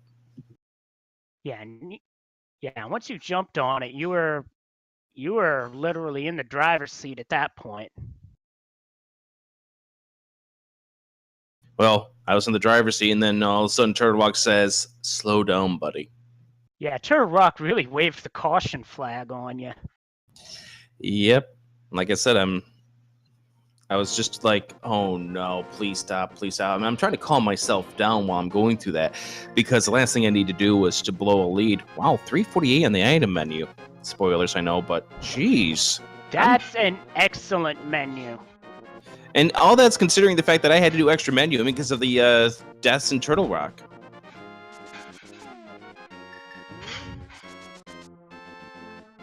Yeah, because I've had a few where I've had to do extra menuing like that as well. And Jaylow is definitely out there looking for more defense.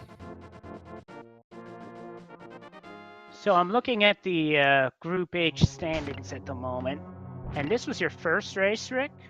Yep, we were going to do a race with Icon last Tuesday, but had to schedule due to internet issues. So we're going to do that coming up in a couple of weeks. I've got my second race coming up Tuesday. Excellent. I'll be looking forward to it. I will definitely be looking forward to it, that's for sure. I'll just got to make sure that I know how to do Green Tunic, Butter Sword, Turtle Rock when I in between now and then. But I think this was probably one of those races I really needed after all the duds I've had in SRL races lately. Yeah, we've all had a few duds. Like I had a bit of a stinker in the Open Weekly myself. But one to learn from. Absolutely. Meanwhile, Jaylow's running around in Hera. I'll be right back, guys. Alright. Basement locked Hera can be very unfunky. You get all these blocks flying at you, but then you hit the switch like Jaylow just did, and now you've got an infinite number of iframes as long as you don't move, which is a great way for getting past this block trap. Yeah, the tile room just kind of sucks. Yeah, really not a big fan of tile rooms. Looks like he's through to the other end, and now to light the torches.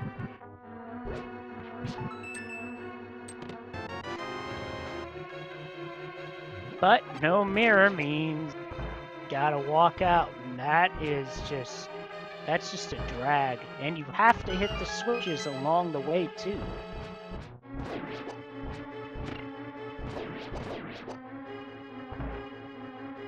Yes, you also have to make sure you Well, you don't have to make sure you hit this switch on the way out, but it's very helpful too. That it is, because now you can get back to the entrance and make your way up Tower of Hera.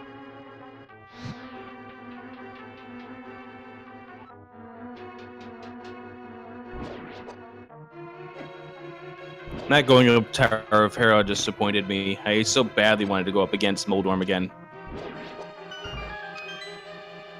Yeah, every so often you just want to take Moldorm on, but Moldorm 1 can be a very difficult fight, especially if you constantly get Trolldormed. Like, I had one race that I wound up highlighting because I wound up having Trolldorm troubles for like a good 5 minutes.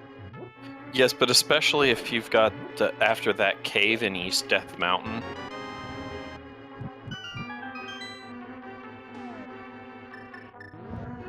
After that East Death Mountain cave, there's no amount of there's not a big difficulty to that Moldorm 1 fight, because you'll have minimum of Tempered Sword and possibly Butter. Yeah, absolutely. So what is it he's looking for? He's got to be looking He's gotta be for looking mail. Defense. He's got to be looking for mail, or maybe another bottle for blue potions. It's the only thing I can think of. All he's got left to do is Turtle Rock, right? He's got Turtle Rock. He's still got to finish the blind fight and Vitreous.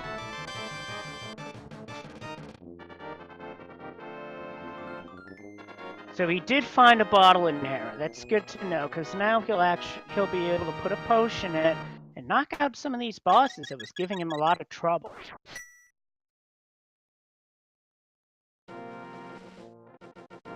Yeah, he had a couple of deaths that were very time-consuming.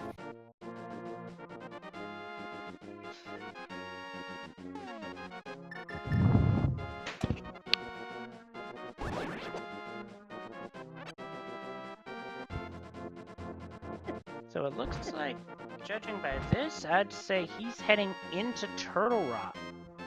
That's what it looks like. So it looks like he's going to try and knock this dungeon out now, hoping to find something that'll help him out. Unfortunately, he's not going to find the mail that he's looking for.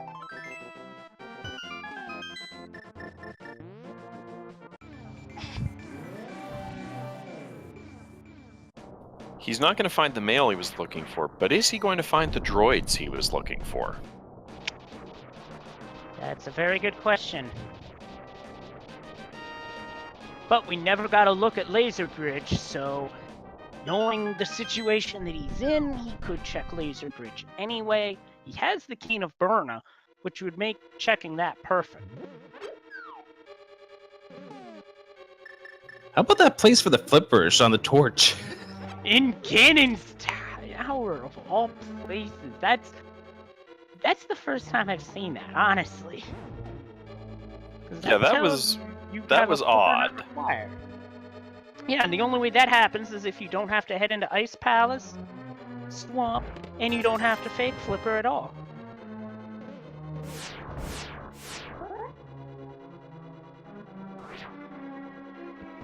Which was the case in this seed.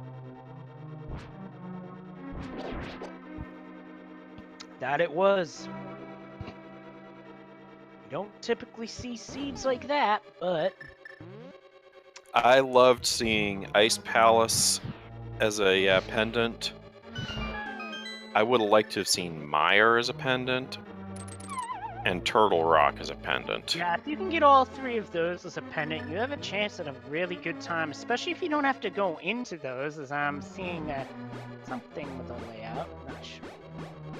But...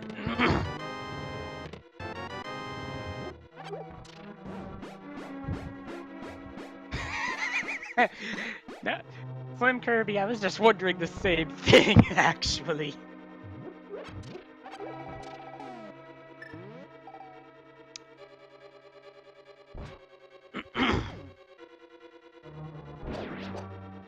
Ooh, pendant Ice Palace with hammer. That's a little bit Yeah, that's just dirty. Yeah, that's when you know that the bot that rolls the seeds kinda woke up on the wrong side of the battery charger in the morning. Yeah, that's just not right. Yeah. At least the seed that I had last week that had all 3 of my last required items to hit go mode in Ice Palace. At least Ice Palace was a crystal. Yeah, when Ice Palace is a crystal, you sort of hope for the best, but you're prepared for a long haul, because it's a long dungeon.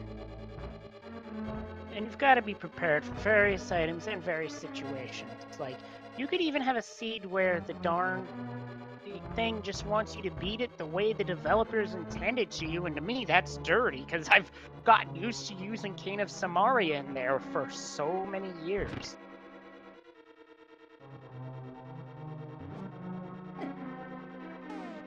Whoop, and there's Odie again. But once again, if you're not following these runners, you should be.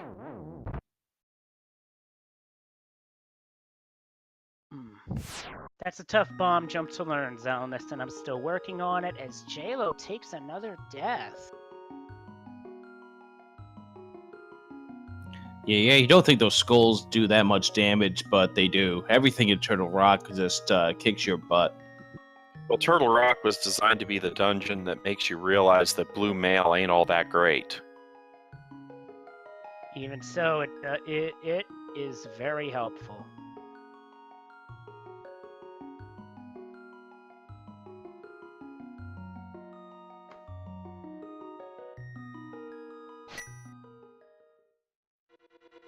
So, Jaylow's back in the saddle at the start of Turtle Rock. Yes, Zelnus. Also, a shout out to Zelnus, the restreamer, and Space Cowboy 2011, the tracker. They did a great job.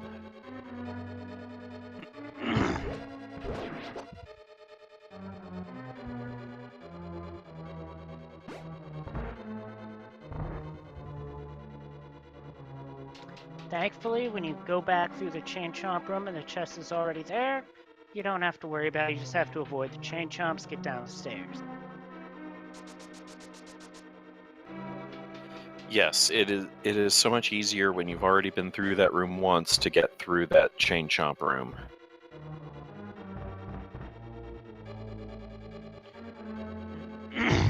Jaylow continuing his way through The Legend of Zelda Super Mario Brothers. Yep, and now he's gotta take out a pokey, get a key. And it looks like he's just gonna barbecue a couple of things with Fire Rod. Not a bad idea, and he gets that second one off just before getting bunny beamed, or should we say Odie beamed. It looks like he's gonna skip that chest in the middle. Well, it spends a key to get there, and can't really gain too much. Yeah, the only thing you can really gain out of that is a key or an item.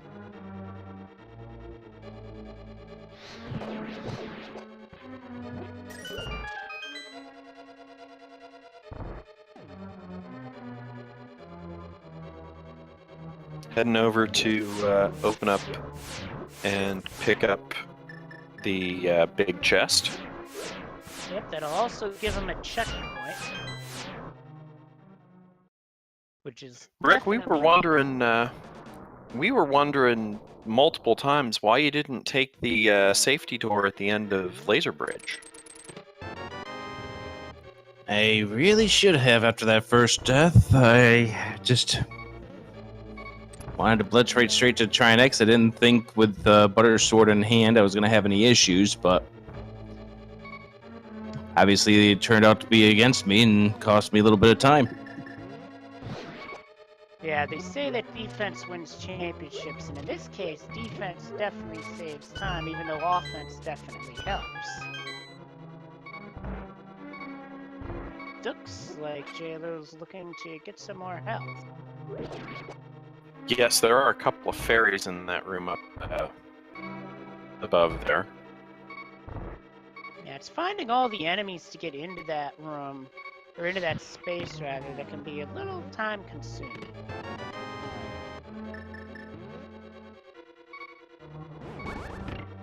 That is true. So now he's heading down to B2. He's heading down to the fire bar room. Avoids getting roasted by the first one. And he didn't get to the switch, but is getting hammered by that one fire bar.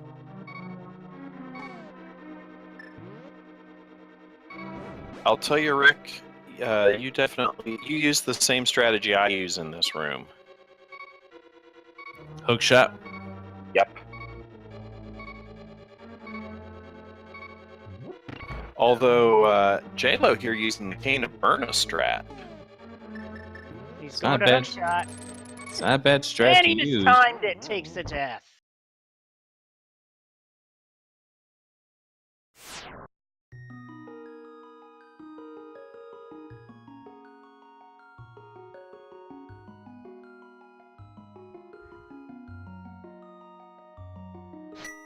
It can be tricky to time, but as long as you've got the timing down. And where is he going now?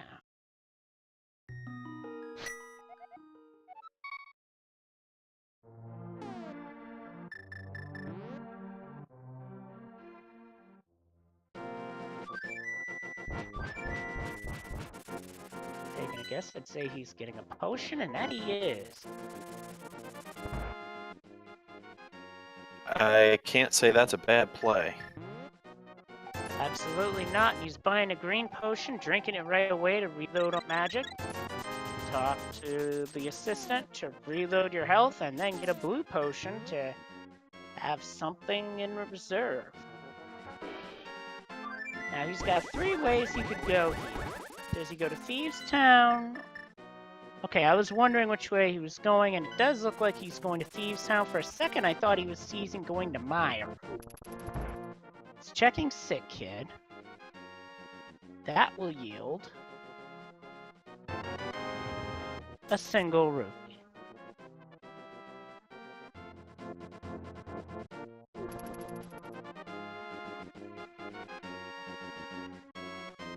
Now it's a question of which way does he go from here. Now he's gonna whistle, get out of there. And is he going to Turtle Rock? Is he going to... Well, it looks like he's heading towards Mire. Yep, he's heading towards Mire to finish off Vitreous.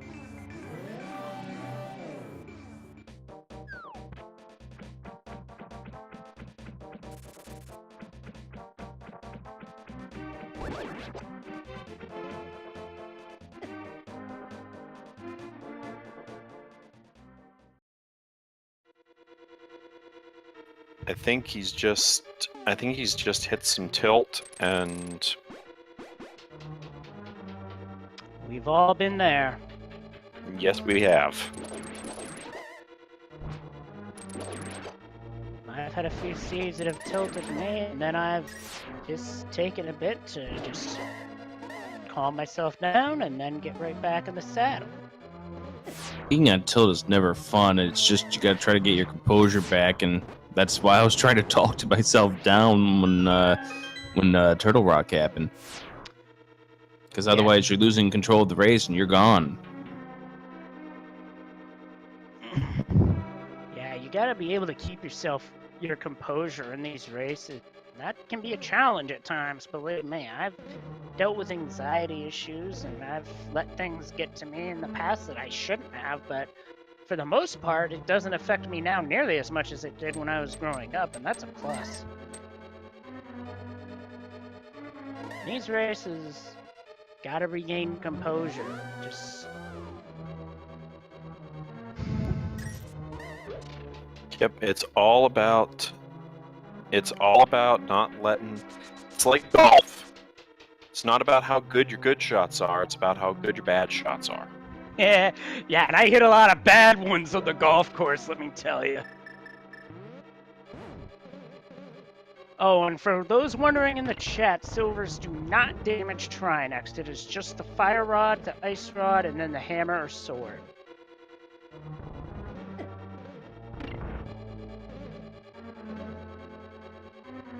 But yeah, like I was alluding to with that golf reference, last time I played golf, I did not hit the ball very well. I was pretty much a more bad shots than anything else, so I would know. But he's getting through there pretty decently.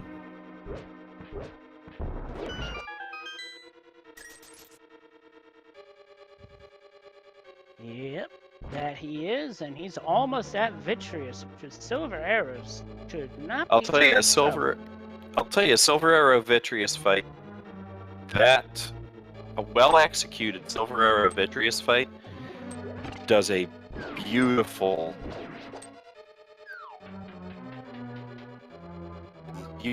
getting off tilt. That it is, because it just feels so good to beat Vitreous in such a satisfying manner. And short of that, there are other strats where you can use cake or damage abuse with using spin attacks. There's a number of different ways of going about this boss, but Silver Arrows is by far the easiest and the most satisfying. Beautiful zero cycle. Is down, and that is an excellent zero cycle.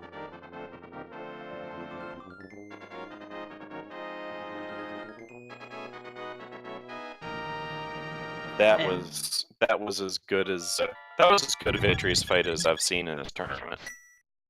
That it is. I've had a good Vitreous fight as well. That one looked very good.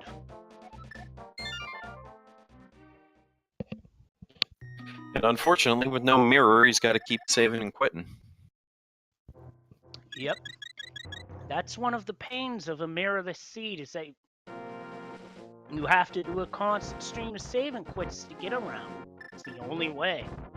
So a randomizer, no save and quit option, probably not feasible on a mirrorless seed. And he is heading back to Turtle Rock. Interesting strategy here. I'd like to think I would hit blind first, so I can just do the Turtle Rock into GT. Yeah, that's what I was thinking. But maybe he's not feeling confident about his blind fight at all and wants to get the one out of the way. Oh, I think he realized his mistake there as we mentioned it and has decided to do an about face. Yep, because he is heading over to Sanctuary, getting the old man kisses, and heading back over to probably Thieves Town. Yeah. What Zelda said about no save and quit, I don't see how that would work either, because I pray they never do that. That would just be like, you'd have some hair pulling moments, that's for sure. And I will agree, major props to Jaylow for not giving up. Absolutely. Major props to continuing on. As Sir Winston Spencer Churchill would say, KBO, keep buggering on. Yep, that we do.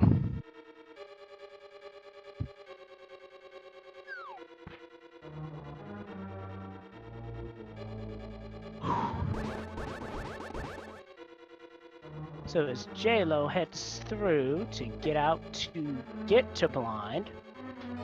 You know, with 15 hearts, well, 14 hearts. 13. Well, he's going to pick up the heart outside of Blind's room. Well, yeah, that too.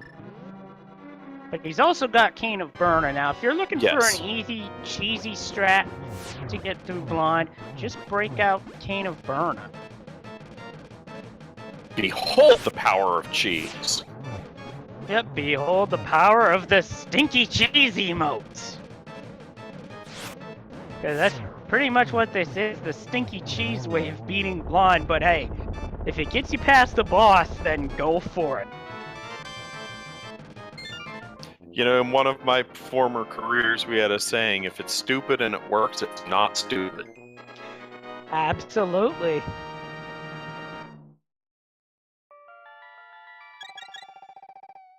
So now that only leaves Turtle Rock left for Jaylow.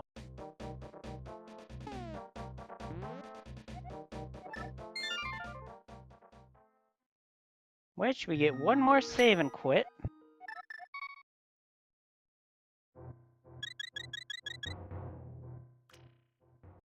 Turtle Rock into Ganon's Tower.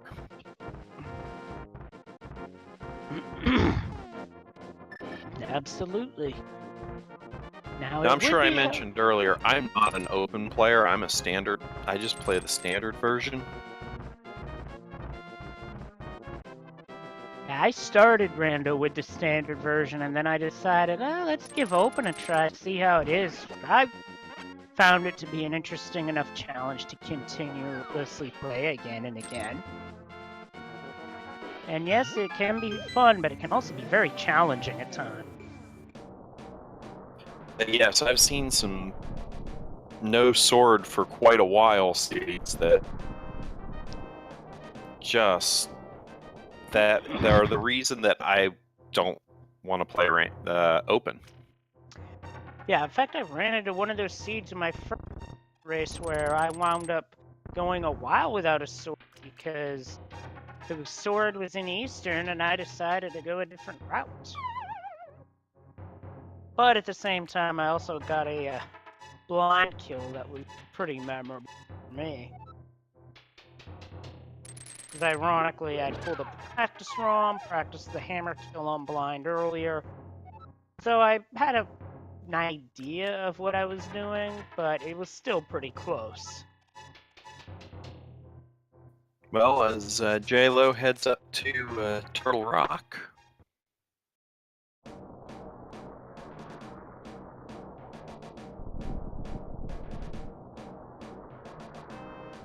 Unfortunately, he's still only in green mail. That may... Yep.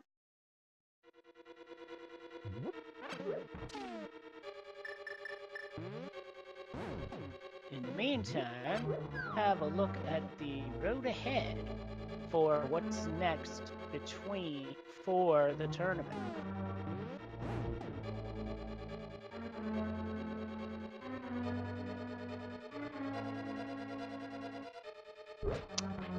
So tomorrow we've got a full set of matches, starting as early as 2 p.m. We've got Android 412 and Dark Dylan, also known as Scarab 12. That is a group. Why would you want to be in another group match? And we've got the Joey Mittens and I'm Hugh Bliss over in group Mothula. That's a pretty good name, actually. I'm Hugh Bliss. It's a pretty good one. We've also got Ender ZX versus Zayn and Glenn Ty versus Justin Z over in Group L for Link tomorrow afternoon. And then 6 o'clock, the group that I'm in, Group AA, features Ridley the Monster going up against Yume Tsubasa CH. Kemp Dora and Chauncey J and Zebra Unicorn and Lanxian tomorrow evening at 7. Yep, and looking at the 8 o'clock hour matches, we have 2 starting at 8. One between Sailor Jade and Maniac I-42, as well as F. Jebster going against Thorogosh, aka Vault 127. And at 8:30, we have Felix O. the O. Cat against Cool Pants Guy against Group. That is a Group X matchup. And then the late night 10 o'clock match, 3 Ducks against Roach 788 in Group W for Wizrobe. So we've got a full match set tomorrow. It ought to be a lot of fun. It's going to be a lot of fun. Give the Speed Gaming channels and the Randomizer Mania channels, Speed Gaming and then Speed Gaming 2 through 4, as well as Randomizer Mania and Randomizer Mania 2 through 4, a follow so that you can follow all of the action. Gonna be lots of fun on Monday. While I may be at work, I know you guys are gonna be enjoying a lot of awesome races tomorrow. Once again, give these two racers, AdirondackRick and Jaylow7, a follow. They certainly have earned it. Absolutely. And it looks like that anti-fairy just interrupted the pot strat that Jaylow was going to use. No problem. Kana Samaria hit the switch, and he's at B3, about ready to take on Trinex.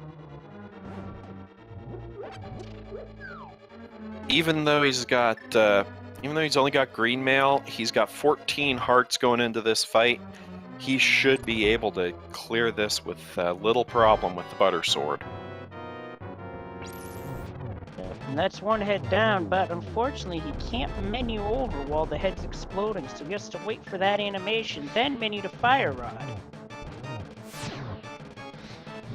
He's through phase 1.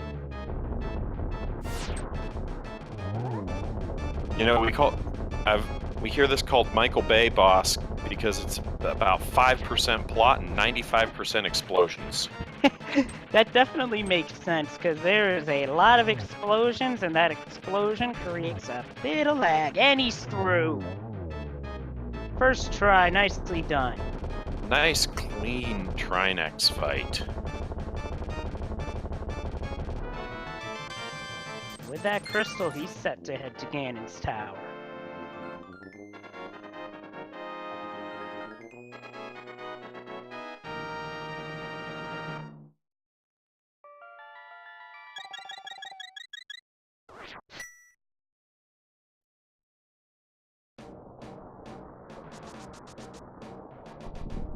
So the question then becomes, will he take the same routing that Rick took? That is a very good question, because there are some players, not me, not myself I should say, that will take a right side gamble and check the right side first. There's a reason they call that a gamble, because it can pay off, but it can also be an incorrect play, because there's only 5 chests over there, including the tile room, compared to left side, which leads to many more chests, and you don't have to deal with the tile room.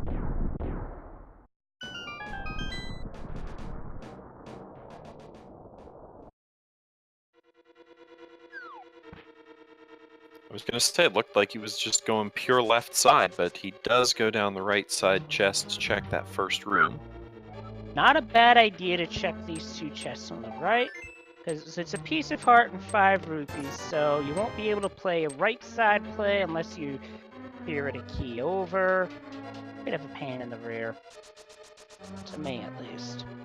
So it's better to just, you commit to it, and we see Flippers on the pole again, and he's like, you know what, I'm taking that anyway. Root place. Rip Bob.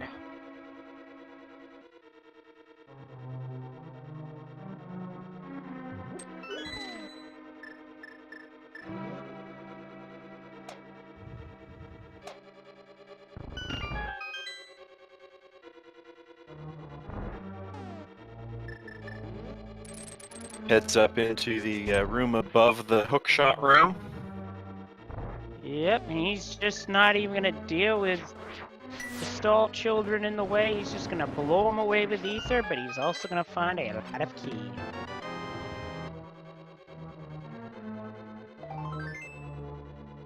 Well, but those keys mean he doesn't have to check anything, means he's not going to have to check anything up top. That's true. If you don't want to have to kill a Helmasaur, baby Helmasaur, and he's having some trouble there. See what he's doing there. Is the way my controller is, I have trouble with down inputs there, so one thing that I do myself is just bonk over if I can. But if I have a situation where I can't, then I gotta invert. It's like Zelda said, you only need a single small key due to helmets dropping. That's gotta be a relief for Jaylow finding mail there in the fire bar room. Now, at the same time, the more keys you have when you start up the tower, that if you've got more than one key, you don't have to kill the Helmosaurs. You don't have to kill any baby Helmosaurs. Yep, that it is. But you still don't want to go up the tower without a key, because that is taking a risk that you don't want. Because then you could have to take the Walk of Shame or Death of Shame back down the tower just to get another key. Very time consuming. First randomizer seed, I got into Ganon's tower and I had to do the Mirror of Shame. Yep, did that myself.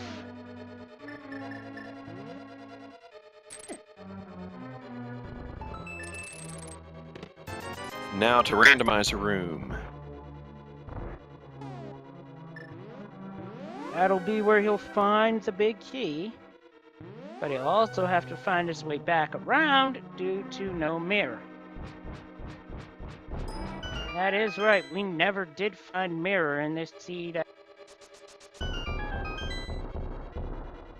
There's big key. He finishes clearing out randomizer room and continues on his way.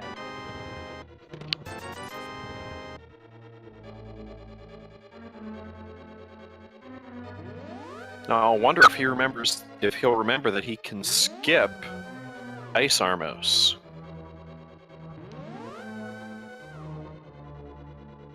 Does not attempt the bonk, just takes the portals.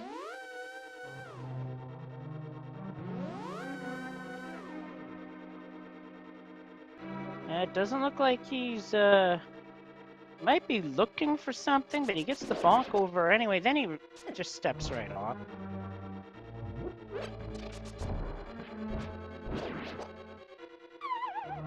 Yes, he realizes he can just go through this room. And he gets That a was piece an of intentional step off. Yep, like something you do in Hookshot Cave, because you can't mirror back to the entrance of that.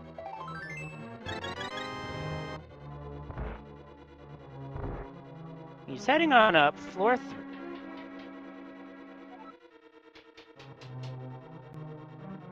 Floor 3, Mimic Floor. Yep, this floor has all the mimic.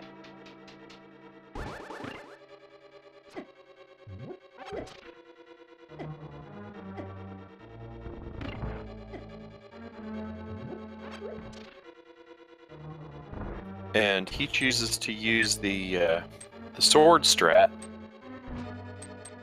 Not a bad strat, but it can be difficult because it's the swords poking against the wall. Oh, and we got a goaltending violation on the spike slider.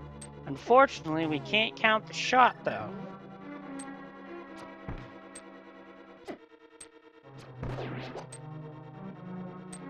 Gets through the second red mimic room. I suspect we're going to see him take the fairies in Cannonball Run. Not a bad play at all, because that's what they're there for. Takes out the green Igor with the pot. Now he's got himself in a bit of a tough traffic situation with all those spike sliders.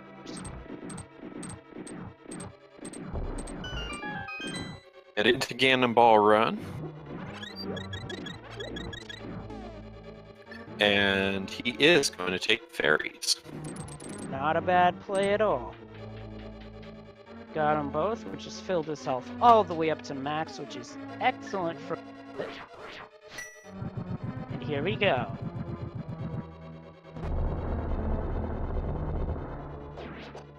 Up to floor 4, the gauntlet. Going for Bombo strats to barbecue the enemies.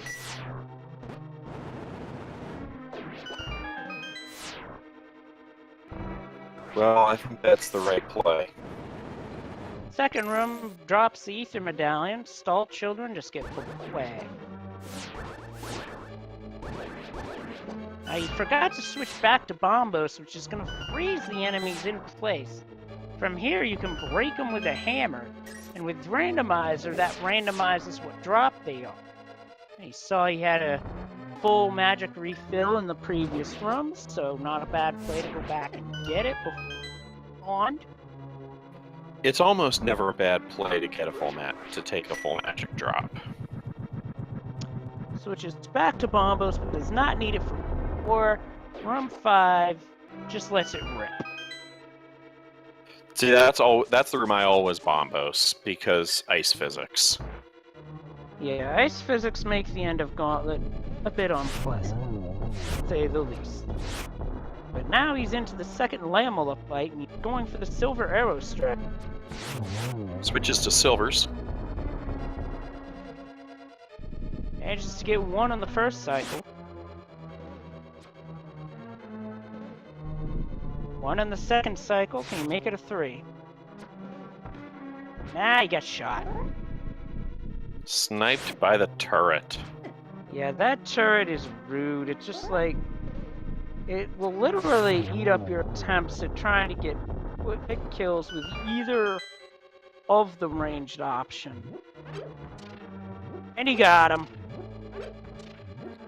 Solid land mode 2 fight. Now he's looking through the pots and he's picked up everything it has to offer, including an arrow pickup, a bomb pickup, a magic pickup, and a heart. Once again, follow these 2 runners. They have earned it. Big shout out to Zelnas, our restreamer, and Space Cowboy, our tracker. They've done a phenomenal job. Now, skipping the credits past the timer would be an emulator-specific function, but that should be disabled by our runners because this is a race and they don't want to cause any controversy with that.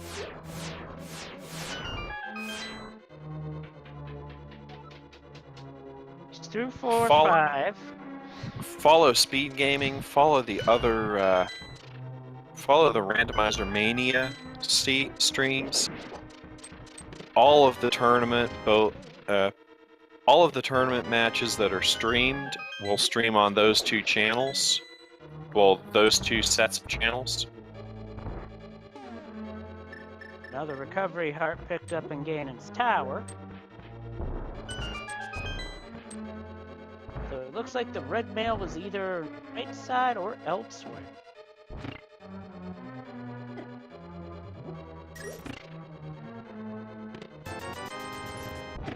Interesting bonk strat to get through that room. Well, if it works, it works, as they say. Now we're on to Moldorm 2, and hopefully this is a nice Moldorm 2, not a 9. Now you only have to slash the tail twice with the butter sword. Don't have to do any spinning or any extra stuff like just literally 2 hits and down. And speaking of, there's a second hit. Now don't do what I did and dash off once. I actually did that after beating Moldorm 2 and I had to refight him one. And he leaves a bomb in the validation chest. That's always amusing. And the Kana Burna to get through the ice conveyor belt bumper mini Helmasaur room. That's not a bad strategy, but you want to be careful doing that because if you run out of magic entering the stairway, you could actually trigger what is known as Aga 2 soft lock, which would force in this situation, would force a save and quit, as there would be no way to mirror back to the entrance. Well, you could technically kill the character off with bombs, but it would be a lengthy process. Either way, a major time loss. And a nice, clean Aga 2.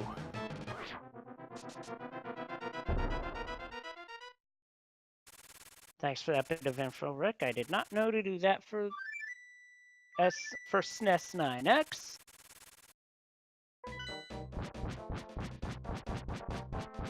It looks like Garfield's banging his head on the pole in frustration.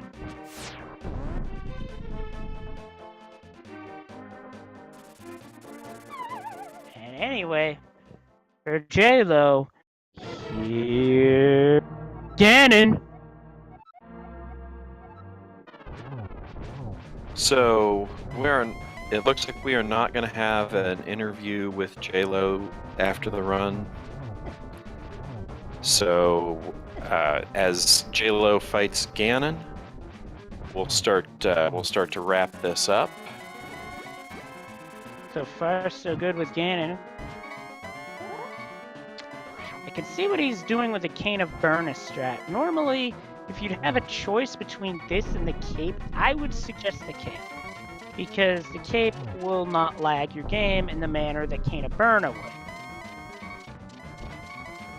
You're not the only ones on this. I actually have to work tomorrow. Yeah, so do I. But it's not 8 a.m., so it's a... Oh, boy. One more shout out to Zoneless for burning the midnight oil.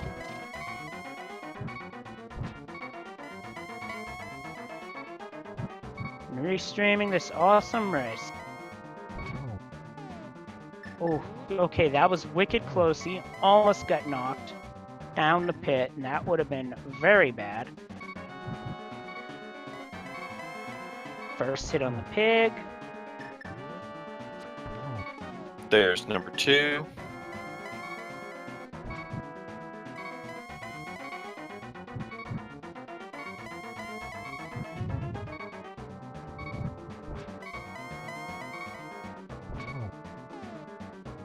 That's always scary when you can't see where Ganon goes.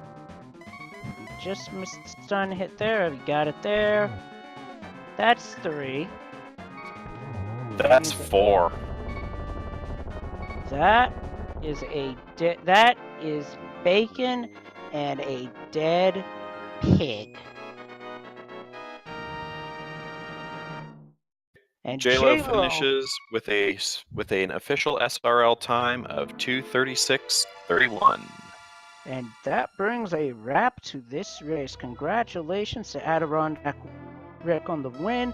Also, congrats to Jaylow7 on toughing it out through a seed that was giving him a tough time. And he finishes with a 2:36:27. Well done from both runners. Good job to both runners. Give these guys a follow. Give a follow to all 4 Speed Gaming and Randomizer Mania channels to watch all of the Link to the Past Randomizer tournament action. I'm just getting ready to sign off here. I have been DM Stewart 1981. I'm getting ready to head on out as well. I've been Leslie Pro 04. Keep an eye on my Twitter for my upcoming tournament races as well, because they are in the works. And ladies and gentlemen, I will catch you all on the flip side. And I'm Zelness, and they can't hear me. Somewhere down the road. Probably soon. Keep an eye on my Twitter. That's how you know when I go live. Thanks for watching, guys. Have a good night.